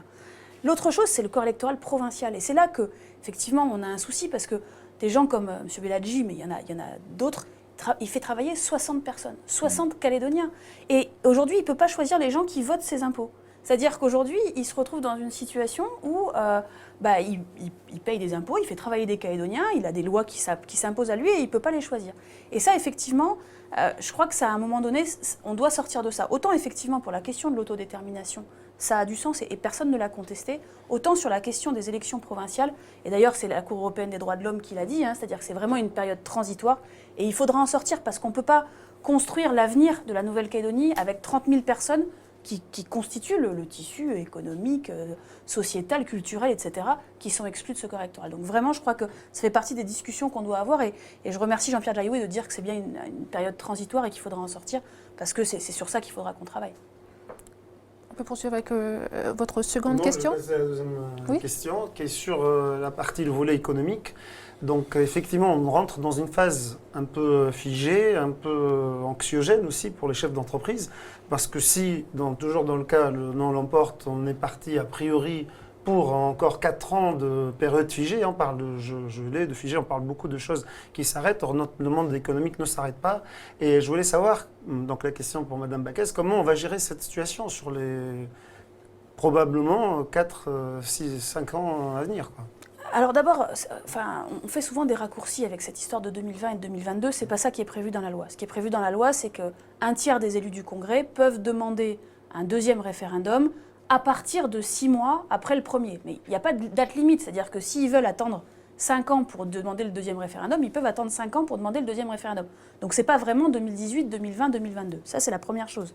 Donc nous, on considère que on ne peut pas continuer comme ça ad vitam aeternam. Et donc, qu'il faut, sur la base du résultat du 4 novembre, se mettre d'accord pour essayer de trouver une solution pour que le droit à l'autodétermination continue d'exister, effectivement, que les indépendantistes, ils ont le droit de demander l'indépendance, même s'ils sont minoritaires, ils ont le droit de continuer à la demander, mais qu'on sorte de cette période anxiogène permanente. Il faut que faire des référendums tous les 2 ans, ça n'a pas de sens, parce que d'abord, le corps électoral ne bouge pas, donc les résultats vont être à peu près similaires. Par contre, effectivement, il faut le maintenir, mais il faut mettre en place un processus qui maintienne ce droit-là tout en redonnant à la Calédonie du souffle et des perspectives. C'est ce que nous, on propose. Et donc, effectivement, on considère que si le non l'emporte largement, c'est ce qu'on a dit avec le non massif, eh bien, on sera en capacité de proposer un statut qui, certes, maintient le droit à l'autodétermination, mais inscrive la Calédonie dans la Constitution, tout en avançant sur un certain nombre de choses en termes d'identité, en termes de formation des hommes, en termes de présence dans le monde économique. Monsieur Diaoué, vous voulez réagir par rapport à ce qui s'est dit? Non. Non. Rien à- On peut poursuivre peut-être à la troisième question. Le temps est bien géré. Très bien. Sur la troisième question, c'est la question qui m'intéresse peut-être le plus. Elle pose la question, dans le cadre de l'accord de Nouméa, on a transféré effectivement l'emploi et après l'avoir transféré, on a travaillé sur l'emploi local. L'emploi local, on y est pour, dans le cadre de protection effectivement d'un bassin existant, d'un bassin qui est naturellement, d'ailleurs en tant que chef d'entreprise, je ne vais pas aller chercher à l'international quelqu'un que j'ai ici. Je préfère le former correctement et le travailler, c'est la pérennité de l'entreprise qui est en jeu. Maintenant, cet emploi local m'empêche quelque part d'amener de la compétence. Et cette compétence, lorsqu'on ne l'a pas ici, et malheureusement l'économie bouge très vite, je suis sur un secteur économique qui est encore balayé par l'évolution technologique. Et même en mettant en place des formations, on ne peut pas suivre le rythme. Même si on arrive à former suffisamment, on a un bassin de ressources qui n'est pas suffisant, on est obligé de se ressourcer ailleurs. Donc, que ce soit à la métropole ou ailleurs, d'une façon générale, on va se retrouver sur un premier obstacle qui est l'emploi local. Lorsqu'on veut chercher des gens expérimentés, l'expérience suppose l'âge, donc ils peuvent être mariés, ils vont arriver en Nouvelle-Calédonie et, enfin, ils vont peut-être pas arriver parce qu'en pensant aux freins, ils vont se dire non, on ne va pas y aller, déjà c'est loin, niveau de vie très élevé, etc., etc. Et mon épouse ne pourra pas trouver de travail parce qu'elle sera pas disqualifiée, mais en tout cas, il y aura une discrimination négative vis-à-vis d'elle. Est-ce qu'on peut imaginer qu'il y ait un peu de souplesse sur ces dispositifs en pensant à ces talents-là et ces compétences qu'on peut amener en Nouvelle-Calédonie? Monsieur Dia. Alors, moi, avoir de souplesse sur ce plan-là, moi, je ne peux pas vous dire, je ne suis pas élu personnellement. Hein. Moi, tout à l'heure, vous parliez des deux élus, moi, je ne suis pas élu, et Mme Baquès qui est élue. Mais déjà, au niveau de la Nouvelle-Calédonie, il y a eu beaucoup de difficultés à mettre en place cette loi sur l'emploi local. Et donc, je ne sais pas, aujourd'hui, je ne suis pas en mesure de vous dire si cette loi elle est appliquée comme elle devrait l'être, mais de trouver des assouplissements, je ne peux pas vous dire. Je ne suis pas en mesure de vous le dire là, mais je dis par rapport à ce que vous dites, effectivement, la loi prévoit que lorsqu'il y a besoin vraiment de compétences, parce qu'il n'y a pas les compétences localement, eh bien, la mesure prévoit de pouvoir le faire. Et quand la compétence existe dans le pays, eh bien, c'est priorité à l'emploi local, le monde local. Et quand il y a la possibilité de faire venir, parce qu'il n'y a pas les compétences ici localement, donc la mesure prévoit cette possibilité-là. Maintenant, je ne sais pas si, parce que je ne suis pas au contrôle... Supposez que la personne, elle, peut rentrer au niveau de l'emploi sans problème, son conjoint va être a priori bloqué, quoi, dans ma connaissance. Je ne sais pas si... Madame Baquès, oui. Cette loi, je crois que Jean-Pierre Diaoué était élu quand on l'a votée au Congrès. Hein. L'idée, c'était de dire, on met en place ça, parce que c'était prévu dans la loi organique, et puis on devait faire un bilan. Malheureusement, ce bilan, il n'est pas arrivé, on n'a pas des idées très claires, et donc je rejoins Jean-Pierre Diaoué quand il dit, je ne sais pas... Simplement, l'idée, c'est quoi? L'idée, c'est de dire, quand on a des enfants en Nouvelle-Calédonie, il faut que... a priori, ils puissent trouver un travail. Parce qu'on ne va pas dire à nos enfants, bah non, tu peux aller travailler dans la ville d'à côté. Non, la ville d'à côté, ça va être Brisbane, Sydney, ou... c'est un peu compliqué. Donc, le principe, c'est de dire, il faut qu'on arrive à offrir aux enfants, aux Calédoniens, du travail. Et ça, je crois que c'est ce que vous dites un peu. C'est-à-dire qu'aucun chef d'entreprise ne se dit, tiens, a priori, je ne vais pas prendre de Calédoniens, je vais aller chercher à l'extérieur. Je crois que personne n'a intérêt à ça, parce que quand on a la compétence localement, on a intérêt à la prendre localement. De mon expérience, ce qu'on trouve à Calédonien sur les compétences qu'on cherche, on ne laisse pas on a partir. On a tendance à le prendre vite. Exactement. On ferme la porte, on lui dit maintenant. Simplement, on ne peut pas se replier sur nous-mêmes. Et c'est vrai qu'en particulier dans le secteur du numérique, sur lequel on a encore des perspectives d'évolution gigantesques, si on veut que la Nouvelle-Calédonie progresse, évolue avec son temps, on a des choses extraordinaires. Et on a besoin de souffle extérieur, on a besoin de gens de l'extérieur. Et c'est vrai qu'il me semble qu'il faut qu'on soit un peu pragmatique sur ces questions d'emploi local et pas dogmatique. C'est-à-dire que Oui, il faut qu'on offre du travail à nos enfants calédoniens, évidemment. Je veux dire, on ne va pas leur dire, encore une fois, d'aller travailler. Mais évidemment aussi, on a besoin d'avoir du souffle nouveau, notamment dans ces métiers-là, et de permettre de faciliter l'arrivée de compétences extérieures. La question du corps électoral étant de toute façon traitée, c'est des gens qui quand même apportent des idées, apportent des choses nouvelles. Et je pense qu'il ne faut pas bloquer ça. En tout cas, il faut essayer d'avoir dans le bilan cette vision-là, de se dire il faut qu'on s'ouvre sur le monde. Alors, comment on peut, la question que je pose, comment on peut développer davantage l'emploi local si on n'intègre pas des compétences et des talents qui viennent de l'extérieur? Je souhaite être une petite preuve de ce sujet-là. Aujourd'hui, lorsqu'on voit des grands pays développés comme l'Australie, ils ont innové, ils ont créé le plus beau job au monde pour recruter la première fois une seule personne et après ils ont ouvert 8 concours. Ils ont largement conscience qu'aujourd'hui, il faut s'ouvrir, il faut chercher cette matière grise. Elle n'existe pas seulement en Australie, je ne parle même pas de la Nouvelle-Calédonie, elle est ailleurs. Est-ce qu'on peut imaginer des dispositifs qui nous permettent d'aider à chercher ces talents et les amener en Nouvelle-Calédonie? Parce qu'aller en Nouvelle-Calédonie pour un talent, ce n'est pas quelque chose de naturel a priori. Il préfère aller en Europe, il préfère aller dans des pays développés où il peut continuer à exercer son talent et pouvoir même améliorer. En Nouvelle-Calédonie, c'est presque contre nature, mais on arrive quand même à les attirer parce qu'on a des atouts. On a des atouts que ce soit de paysage ou naturel et également de sociétés multiculturelles et qui peut être très séduisante pour certains. Et il faudrait quand même faciliter davantage cette arrivée-là. Comment vous voyez les choses? Vous avez conscience de cette problématique? Oui. Non, je pense que c'est une bonne chose. Je veux dire, quand il y a des personnalités, des personnes qui sont en mesure d'apporter un plus au pays, je pense qu'on ne peut pas refuser leur aide. Et s'ils sont là surtout pour former des Calédoniens qui seront les futurs cadres, c'est exactement ce que l'on cherche. Quand ils peuvent venir ici, eh bien, c'est une bonne chose. Parce que dans la plupart du temps, ce que l'on fait, c'est d'envoyer nos jeunes aller se former ailleurs pour revenir ici pour servir le pays. Mais quand ce sont des personnes qui peuvent venir ici pour apporter leur savoir et former les jeunes sur place, bien évidemment que c'est une bonne chose et ce sont des Calédoniens que l'on forme. Donc oui, tout à fait, ce sont des mesures qu'il faut, je pense qu'ils peuvent faire l'unanimité. Je pensais même imaginer des aides ou des dispositifs. Il faut qu'on ait conscience de cela. C'est l'enjeu en ce moment. On se fait attaquer par d'autres puissances anciennes puissances coloniales qui sont aujourd'hui des grandes entreprises internationales comme les GAFA qui ont des conséquences économiques aujourd'hui sur nos territoires. C'est vraiment l'enjeu, à mon avis, c'est vraiment l'enjeu majeur du prochain statut, de ce que sera la Nouvelle-Calédonie de demain. Est-ce qu'on se replie sur nous-mêmes ou est-ce qu'on s'ouvre sur le monde? Tout je veux dire, moi je ne reviens pas sur ce qui a été fait, Pierre Messmer, etc. C'est des choses qui ont été faites, qui datent de 40 ans, on n'est pas du tout là-dedans. Mais par contre, on a besoin de s'ouvrir et pour ça, il faut qu'on regarde ce qui existe à l'extérieur. C'est vraiment, à mon avis, les enjeux, et un des enjeux majeurs de la prochaine statut. Peut-être un prochain sujet. Les 15 minutes se sont écoulées. Merci à Atem Belaji. Avant d'accueillir le prochain invité, je vous propose de le découvrir en images. Jean-Luc Faure est proviseur du lycée du Grand Nouméa depuis 4 ans.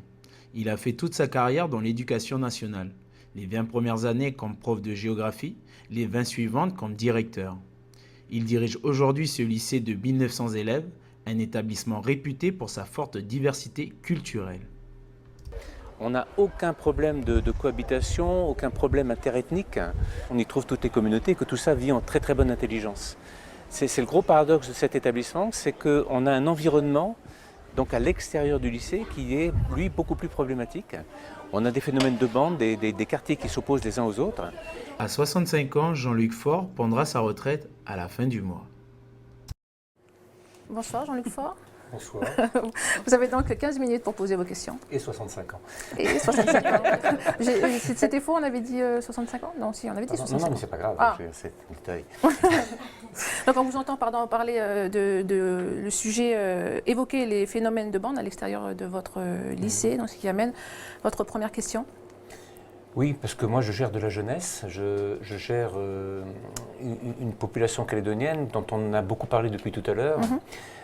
Qu'on a besoin de former, qu'on a besoin de diplômer, à qui on a besoin de faire comprendre l'intérêt d'entrer dans une intégration sous forme de cadre pour prendre les rênes de ce pays un jour, à notre place, à votre place. Sauf que cette jeunesse calédonienne, elle est partagée en 2-3 parties. Il y a la jeunesse calédonienne qui est laborieuse, qui bosse, qui veut travailler, qui obtient des résultats, quelle que soit l'appartenance ethnique, quelle que soit l'appartenance dans telle ou telle catégorie socio-professionnelle. Et puis il y a une part quand même de jeunesse qui a un comportement qui devient de plus en plus préoccupant, qui est perverti par l'alcool, perverti par le cannabis, qui n'a plus beaucoup de repères, notamment dans une cellule familiale qui est en train d'exploser complètement, avec des parents qui n'ont pas conscience de la responsabilité qu'ils ont à leur égard, et des mômes qui sont souvent complètement désemparés. À côté du lycée, à proximité du lycée, quand nos enfants sortent, enfin quand nos jeunes sortent, sont plus des enfants quand ils sont au lycée, d'un côté on a des mamans qui sont en train de jouer au bingo, de l'autre côté on a des parents qui sont en train d'aller au cava, ou l'enfant rentre chez lui, c'est vide. Il n'y a pas de responsable à proximité, et donc le seul point de repère, ça devient la bande, ça devient les copains avec toutes les dérives qu'on peut imaginer derrière, où l'on va retrouver l'alcool, on va retrouver le cannabis et toutes les formes d'incivilité ou de violence. Moi j'aimerais sincèrement savoir, je m'adresse à vous deux, qu'est-ce que vous envisagez pour apporter des solutions à cette jeunesse, qui est en quête, je pense, de réponses, alors que les discours politiques sont souvent, du moins c'est mon opinion, assez ambigus sur ce sujet. Madame Backes, peut-être pour commencer? Si vous voulez. Effectivement, c'est un vrai souci au quotidien, c'est-à-dire que vous le vivez au lycée, mais les Calédoniens le vivent parce qu'ils se demandent si leurs enfants, quand ils vont aller dans leur établissement scolaire, il ne va pas leur arriver des trucs à la sortie. Enfin bon, c'est plus les Calédoniens, chez eux, à l'extérieur, etc. Donc ça, c'est vraiment le sujet majeur d'inquiétude. Et à mon avis, collectivement, il a été maltraité. Vous avez dit concrètement, les discours des politiques sont ambigus. Il y a vraiment, me semble-t-il, deux axes importants. Il y a un vrai souci de stopper les choses. Et stopper les choses, on a une problématique majeure, c'est l'alcool. L'alcool, tout ce que vous décrivez là, c'est lié à la consommation excessive d'alcool. C'est-à-dire que tous ces actes-là, ils sont faits parce qu'on a une consommation qui est, en Nouvelle-Calédonie, hallucinante. Et donc là-dessus, il ne faut pas avoir peur de faire stopper les choses avec des mesures fortes. Et ce n'est pas en augmentant le prix de l'alcool qu'on va changer les choses. Certainement pas. Et au contraire, d'ailleurs, on a vu que c'était exactement l'inverse qui s'était passé. Donc là, il y a des vraies mesures répressives à prendre et de changement des mentalités. Je citais tout à l'heure les exemples de l'Australie et la Nouvelle-Zélande. On n'achète pas une bouteille d'alcool comme on achète un paquet de sao. C'est comme ça. Et donc, il faut complexifier le système d'achat d'alcool avec des bottle shops, avec un système d'interdiction. Quand on a fait des bêtises avec l'alcool, on n'a plus le droit d'acheter de l'alcool. Quand on ne sait pas boire, on ne boit pas. Enfin, je crois qu'à un moment donné, il faut dire les choses. Ça, c'est sur le plan répressif. Et puis, il y a tout un tas d'autres choses qui n'ont pas été faites. Il y a autre chose, il y a effectivement un problème d'espoir de cette jeunesse qui n'a pas de vision, pas de projet, à qui on offre finalement pas beaucoup de perspectives. Et nous, on a reçu, alors c'était sur proposition et sur demande de la FINC, M. Beladji en fait partie, le docteur Milkman qui a mis en place des choses pour complètement changer cette vision de la société en Islande, qui a fait baisser le taux de délinquance de manière radicale parce qu'il a redonné aux jeunes des sujets d'addiction, alors c'est pas des addictions, mais différents de l'alcool et de la drogue, c'est-à-dire le sport, la culture, etc., de leur donner d'autres espoirs et d'autres visions que ça. Et c'est ça qu'il faut qu'on arrive à construire. Il faut qu'on joue sur ces deux axes-là pour que, là, vraiment, on a une transformation très importante de la société calédonienne à faire et qu'on peut faire tous ensemble parce que c'est vraiment l'intérêt de tous. Pardon, j'ai peut-être été un peu long. Jean-Pierre Diaoui, voilà, vous entendez je partage en partie ce qui a été dit par Mme Backes, mais je voulais saluer le travail que vous faites, le corps enseignant d'une manière générale, parce que vous faites un travail énorme pour notre jeunesse et ça c'est bien. Il faut effectivement que le pays arrive à mettre en place des mesures strictes sur l'alcool, ça c'est très important, et sur le cannabis. Et il y a également, vous parlez tout à l'heure des mamans qui jouent au bingo, ça aussi, il faut que le pays arrive à stopper, parce que c'est la maladie de notre société d'aujourd'hui. Et ensuite, quand vous dites qu'à l'école, puisque les jeunes sont bien encadrés, on voit il y a cette sérénité qui est là et les jeunes travaillent et les jeunes vivent ensemble. Parce qu'on dit que le vivre ensemble, ça commence bien à l'école. Mais une fois qu'ils sortent de l'école, et c'est là où on voit un petit peu la maladie cette difficulté que nous avons aujourd'hui. Il y a 20-30 ans en arrière, il y a des associations d'éducation populaire qui se mettaient en place et qui reprenaient les jeunes. Et les jeunes apprennent à se connaître dans d'autres circonstances, en allant faire des actions communes, en partant en camp. Et ils apprennent à se connaître dans d'autres circonstances que l'école, où c'est bien cadré. Et là, ils ont plus, disons, de liberté. Et c'est comme ça qu'ils apprennent à mieux se connaître. Et c'est comme ça que l'on arrive à cadrer les jeunes. Ça, ce sont aussi des choses, et ça, ce sont les institutions qui peuvent mettre en place. Ça existe toujours, mais il faut favoriser davantage ces mouvements d'éducation populaire qui ont tendance aujourd'hui à disparaître. Pourquoi? Parce que aujourd'hui, c'est ce monde moderne qui fait que on revient à soi et on donne peu de temps à celui qui en a besoin, à d'autres. Voilà, ça, je crois que c'est aussi une maladie de notre monde moderne. Et moi, j'attache beaucoup d'importance à tout ce qui est association d'éducation populaire parce que on a vu de par le passé les actions qu'ils ont menées et toutes les réponses qu'ils ont pu apporter à la jeunesse. On va poursuivre avec votre seconde question. Vous voulez réagir peut-être à ce qui s'est dit? Une seconde question ou une réaction par rapport à ce qui a été dit. Pour moi, il y a un point important dans le travail que nous faisons, c'est la relation qu'on a avec les parents. Je suis navré de le dire, mais on a des parents qui sont de plus en plus défaillants. On a des parents qui sont de plus en plus défaillants, absents, qui ne répondent pas au téléphone, qui nous donnent des coordonnées téléphoniques qui ne sont pas les bonnes. Je veux dire que les parents, il y a une loi du 4 mars 2002 qui responsabilise les parents. Il y a un devoir de parentalité. J'ai le sentiment que ce devoir-là n'est pas compris. Et je ne sais pas comment, vous, de la classe politique calédonienne, quel que soit le bord auquel vous appartenez, comment pourrions-nous faire dans ce pays pour faire comprendre à des parents de cultures diverses, je ne stigmatise pas un tel, mais comment faire comprendre à des parents de cultures diverses la responsabilité qu'ils ont dans des domaines de santé, dans des domaines d'éducation, dans des domaines de bien-être. On est en train de forger de futurs adultes. Vous demandez des mesures concrètes. Mais complètement.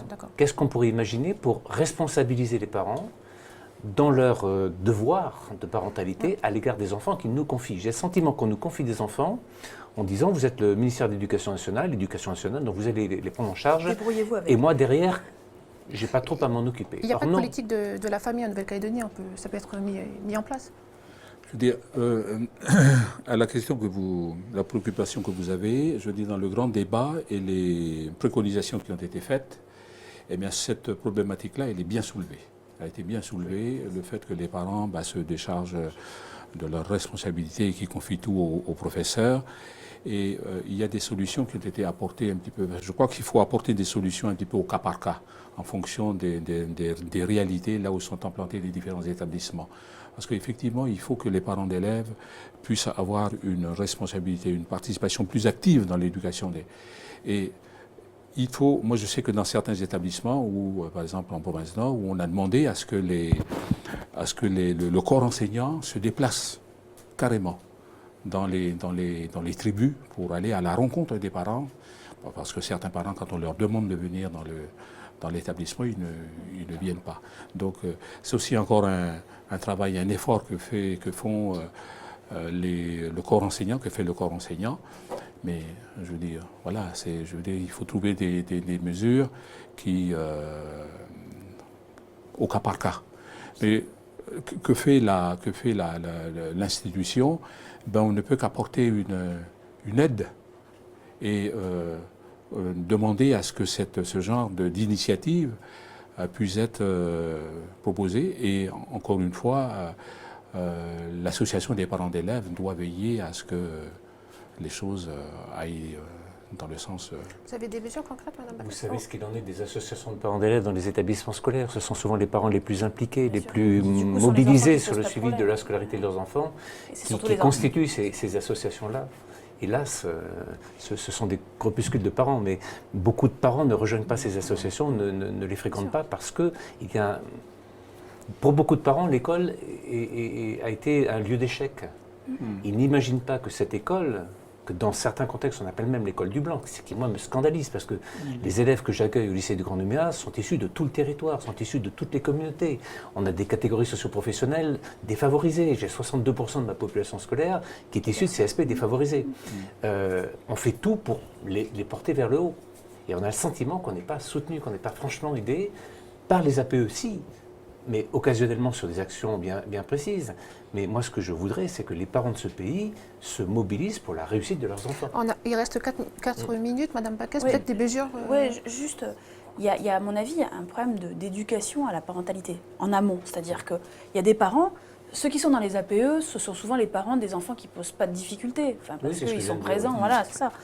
Mais par contre, ceux qui posent des difficultés, on ne les voit jamais, hein. C'est ça la difficulté. Donc je crois qu'il y a des vraies mesures concrètes pour aller voir les parents et leur dire ce qu'ils doivent faire pour leurs enfants, ça c'est en amont. Et puis en aval, on parlait du bingo tout à l'heure et on était d'accord, je crois, avec Jean-Pierre Jaiwé. À un moment donné, quand il y a défaillance, eh bien, il doit y avoir des sanctions. C'est-à-dire qu'il faut que les parents comprennent qu'ils doivent être présents pour leurs enfants quand ils rentrent de l'école, qu'ils doivent les accompagner. Et quand les parents sont défaillants, ben, il doit y avoir des sanctions. Nous, on a proposé la suspension des allocations familiales quand on a réellement une défaillance des parents. Alors, Ça ne fonctionne pas, ça, il me semble. Bien sûr que si. Bien sûr que si que ça fonctionne. Enfin, Bien je veux sûr dire, à un que moment ça donné, fonctionne. avec quoi vous allez jouer au bingo si vous n'avez plus les est-ce que c'est vraiment- allocations familiales? Je suis désolée, c'est concret. Est-ce qu'on coupe réellement les allocations Ah ben non, mais pour l'instant, non. familiales? Pour l'instant, non. Mais je pense qu'il y a les deux. C'est-à-dire qu'il faut, encore une fois, c'est toujours un équilibre subtil à trouver entre le préventif, parce qu'on a des parents qui ne savent pas concrètement comment ils peuvent accompagner leurs enfants, comment ils doivent... Et ça, il faut qu'on soit capable, parce que l'école, vraiment, je suis d'accord avec ce que disait M. Faure, l'école fait peur. C'est des gens souvent qui n'ont pas forcément été très loin et qui se disent, on ne peut pas rentrer. Et donc, il faut que nous, on soit en capacité d'aller faire ce travail-là sur le terrain. Mais il doit y avoir un système répressif. Quand on a des parents qui laissent leurs enfants complètement partir dans un sens qui n'est pas conforme à ce que la société attend, eh bien, il doit y avoir sanction. Alors, le temps va très vite, c'est très vite écoulé. Je vous propose de poursuivre avec notre dernier invité. Il s'agit d'une jeune femme, Margie Aduniop. Portrait. Margie Aduniop, 25 ans, est originaire d'Ouvéa. Elle est professeure de hip-hop, une passion qu'elle a depuis toute petite. Le hip-hop, une danse urbaine qu'elle dit apprécier car elle voit des jeunes de toute ethnie se réunir autour d'une seule passion. Margie recherche également du travail lié à son diplôme. Elle est revenue du Canada il y a 2 ans après avoir passé 4 années pour des études de chimie analytique. Après avoir travaillé sous un contrat à durée déterminée, Margie est toujours à la recherche d'un emploi. Margie, bonsoir. Bonsoir. Alors, on vient de vous voir danser des images qui ont été prises tout à l'heure, avant que vous veniez sur ce plateau. Justement, votre première question concerne la culture. Exactement. Donc en fait, comme on l'a vu, je suis professeure de hip-hop et dans ma communauté de danseurs, on voit toute ethnie. Donc on parle une seule langue, c'est la danse. Et du coup, en fait, lorsque ça va mal, genre dans la société, moi j'ai l'impression que les coûts budgétaires qui sont coupés, en fait, c'est dans la culture, c'est dans le secteur de la culture. Il n'y a rien qu'à voir l'exemple de la FOL. Et en fait, pour faire ça, c'est contradictoire avec le message de vivre ensemble qu'on entend venant des politiques, que ce soit l'un ou l'autre. Je veux dire, c'est justement, en fait, la culture, c'est un vecteur de vivre ensemble. Pourquoi couper, en fait, les coûts budgétaires dans ce secteur-là? Monsieur Jaiwé. Alors, donc, pour ce qui concerne la province Nord, c'est vrai que ça, c'est un débat qui a été récurrent, surtout en ce moment où les collectivités connaissent des difficultés financières.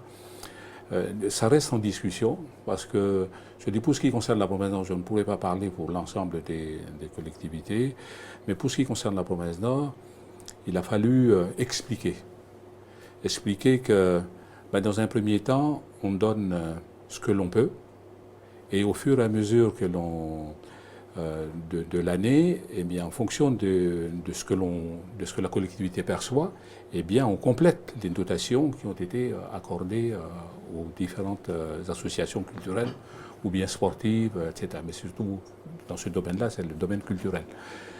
Et les choses vont dans le bon sens aujourd'hui. Je veux dire, on ne donne pas d'un coup ce qui a été donné en N-1, mais on donne ce qu'il faut pour que l'association puisse fonctionner et de faire en sorte à ce qu'on ne perde pas des emplois.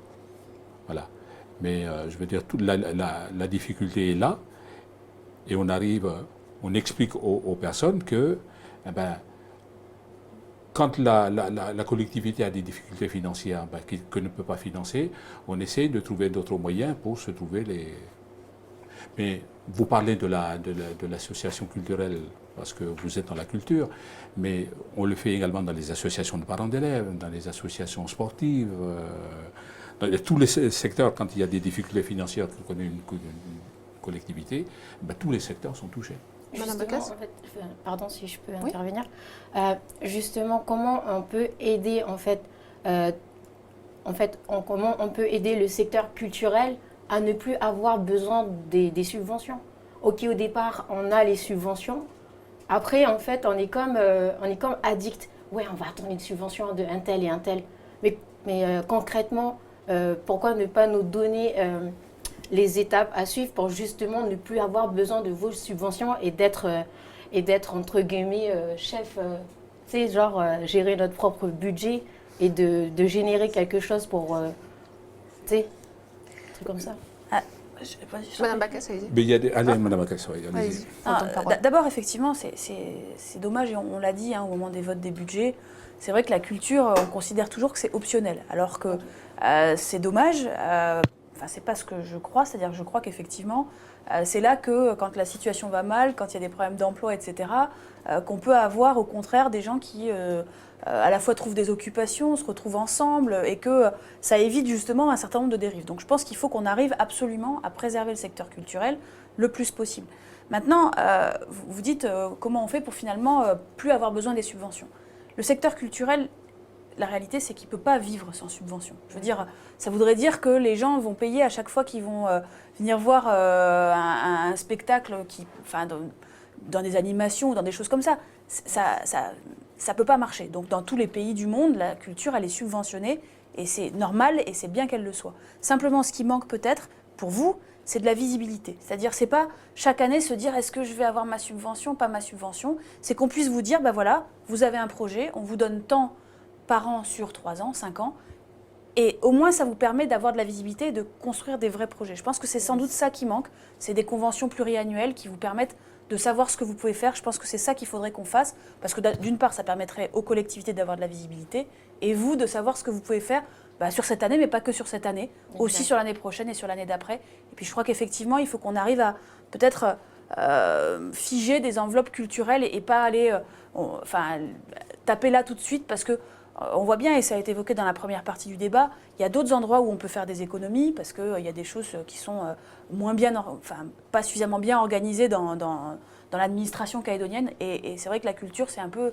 trop facile d'aller taper dedans à chaque fois. Monsieur Djaoué, vous voulez réagir à ça? Oui, je veux dire, les associations culturelles peuvent se retrouver comme des associations sportives, où à un moment donné, elles sont obligées de s'organiser pour trouver des compléments de financement pour leur fonctionnement. Et donc, c'est ce qui arrive souvent aux différentes associations sportives dans les déplacements, etc., pour les jeunes.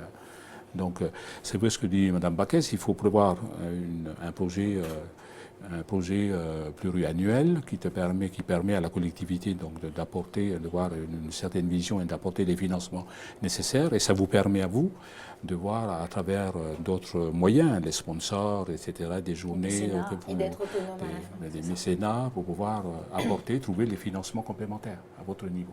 On va poursuivre avec la seconde question. Alors, Madame Bacchès, c'est pour vous. Dans les réseaux sociaux, vous parlez souvent de la délinquance, notamment chez les jeunes. Mais personnellement, moi, je pense que ça concerne juste qu'une minorité qui justement, en fait, généralise toute la population calédonienne. Et qu'en pensez-vous quand vous pointez constamment le doigt sur les jeunes?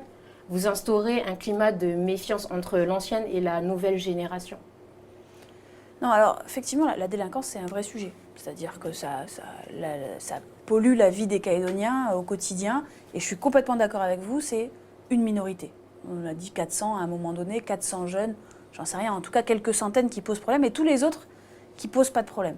Mais quand je pointe ces difficultés-là, je ne pointe pas la jeunesse, je pointe la défaillance de la puissance publique. C'est-à-dire que c'est normalement à l'État, au commissaire en l'occurrence, et pour ce qui concerne une partie, le gouvernement de la Nouvelle-Calédonie, qui devrait répondre à ça.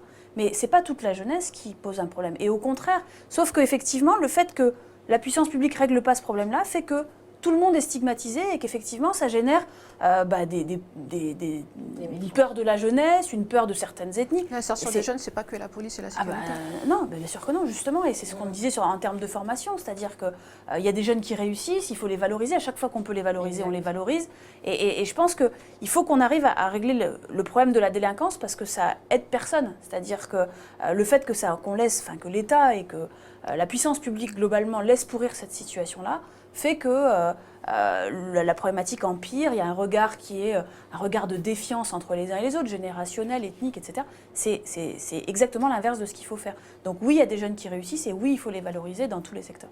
Jean-Pierre Diaoui, vous avez l'impression que la jeunesse kanak est stigmatisée ? La jeunesse kanak, oui, qui est pointée du doigt. Hein. Ça vous agace ? Il ne faut pas se cacher derrière son petit doigt. Ça ne me dérange pas plus que ça, parce que, je veux dire, quand tu vois ce qui se passe partout sur l'ensemble du pays, je reprends les problèmes que l'on a évoqués tout à l'heure, le problème d'alcool. Ouais. Le jeune, quand il n'a pas bu, il est bien. Quand il se met à boire, eh bien, il fait des choses qui ne sont pas possibles, qui ne sont pas tolérables. Et on revient toujours sur ce qu'on disait tout à l'heure, de dire que c'est l'État qui doit agir, c'est l'État qui doit assumer ses responsabilités. Quand on dit que c'est le président du gouvernement qui doit assumer ses responsabilités, quand on dit que c'est le maire ou le président le maire d'une commune ou le président d'une province, on oublie un élément essentiel dans cela, c'est l'éducation des parents. Et plus on met en avant la responsabilité de ces élus, moins on écarte les parents de leur vraie responsabilité. Et ce sont eux qui sont les premiers responsables de l'éducation de leurs enfants. Ça, il ne faut pas l'oublier. Et le monde d'aujourd'hui a tendance les parents ont tendance à se laver les mains au profit des enseignants d'abord et des responsables des institutions et des coutumiers, par exemple. C'est d'abord les parents. Et je pense qu'il faut revenir dans notre société à redonner la vraie responsabilité des parents, parce qu'ils jouent un rôle important dans notre société. Il nous reste 5 minutes, on va finir avec la dernière question. Oui, alors là, moi je suis revenue du Canada en 2016, j'ai un diplôme en chimie analytique. Le hic, c'est que j'ai eu que des CDD depuis que je suis revenue. Alors, comment construire un destin commun si sereinement, nous, en tant que futur peuple calédonien, on doit porter, on n'a rien concrètement. Enfin, je veux dire, comment construire un destin commun si vous nous envoyez ailleurs pour aller faire des études, revenir avec un diplôme, et bien ici, il n'y a plus de place. On peut rappeler le taux de chômage des moins de 25 ans qui est de 36%, qui n'est pas négligeable. Madame Backès, oui, allez-y. Je commence. Je crois que ce qui fait qu'il y a du travail, c'est le dynamisme économique. C'est-à-dire que concrètement, quand les entreprises ont du travail, elles emploient, et quand elles emploient, les jeunes arrivent à trouver du travail. C'est ça la réalité. Depuis quelques années, on en parlait tout à l'heure avec le chef d'entreprise qui était là, certains responsables politiques ont fait un choix de repli sur soi, d'asphyxie des entreprises, et du coup, les entreprises, elles payent plus d'impôts et elles embauchent plus. Et donc, les jeunes qu'on a envoyés, parce que on a besoin, et on en a parlé tout à l'heure, on est tous d'accord sur le fait qu'il faut que les jeunes calédoniens se forment parce qu'on a besoin de cadres calédoniens formés. Sauf que la situation économique est telle aujourd'hui, avec d'une part donc les choix qui ont été faits, et d'autre part la peur de 2018, la peur du référendum qui fait que finalement les chefs d'entreprise ils préfèrent prendre des CDD parce qu'au cas où ça ne se passe pas bien, finalement au moins le CDD on est sûr que ça ne pose pas de problème. tant qu'on est dans cette incertitude-là, c'est pour ça que nous, on veut sortir du 2e et du 3e référendum tous les 2 ans et qu'on veut enfin redonner de la visibilité. Parce que quand on va redonner de la visibilité aux entreprises, les entreprises, elles vont embaucher. Et donc, elles vont embaucher des jeunes Calédoniens en priorité parce qu'elles ont intérêt à ce que, surtout quand vous êtes diplômé, vous avez fait visiblement des études, les entreprises auront tout intérêt à embaucher. Donc, c'est vraiment, encore une fois, un changement de mentalité. Il faut qu'on arrive à redonner du souffle aux entreprises, de l'espoir, de la visibilité, de l'envie, parce que c'est comme ça qu'elles vont embaucher, c'est comme ça qu'elles vont payer des impôts. Il reste 2 minutes 40. Vous avez fait des démarches auprès des institutions, tout ça J'ai tout fait. Vous avez tout fait. J'ai tout fait. Ils vous proposent d'aller en province Nord, en fait. Trop bien. Donc, je pose la question si vous Non, avez enfin, présenté des projets aux différentes collectivités. Vous avez quoi comme diplôme? J'ai un diplôme d'études collégiales équivalent à un DUT en génie chimique. Donc 3 ans d'études pour un équivalent Bac+2. Alors déjà ça, hic. Mais aussi, comme vous parlez aussi d'asphyxie d'entreprise, justement, du coup, c'est quoi? C'est en 2019 que je vais trouver un CDI? Enfin, c'est avec l'humour que on je vous dis souhaite ça. avant. Non, Mais je veux dire, c'est quand que vous allez donner de l'oxygène, enfin, du nouveau souffle aux entreprises concrètement? Parce que moi, je suis arrivée en 2016. Il y en a d'autres Calédoniens qui vont arriver en 2019. Moi, j'ai juste à leur envoyer un MP sur FB. Non, les gars, venez pas avant que la réponse du référendum soit mise au grand jour. Comment, concrètement, comment vous allez donner en fait de l'oxygène et donner de l'espoir à nous en tant que jeunes? Alors, je veux dire, il y a aussi cet esprit d'initiative qu'il faut avoir aussi. Parce que, comme je veux dire, quand vous dites que vous rencontrez des problèmes, vous êtes parce que vous avez fait des études, mais il y a ceux qui sont là et qui rencontrent également des difficultés.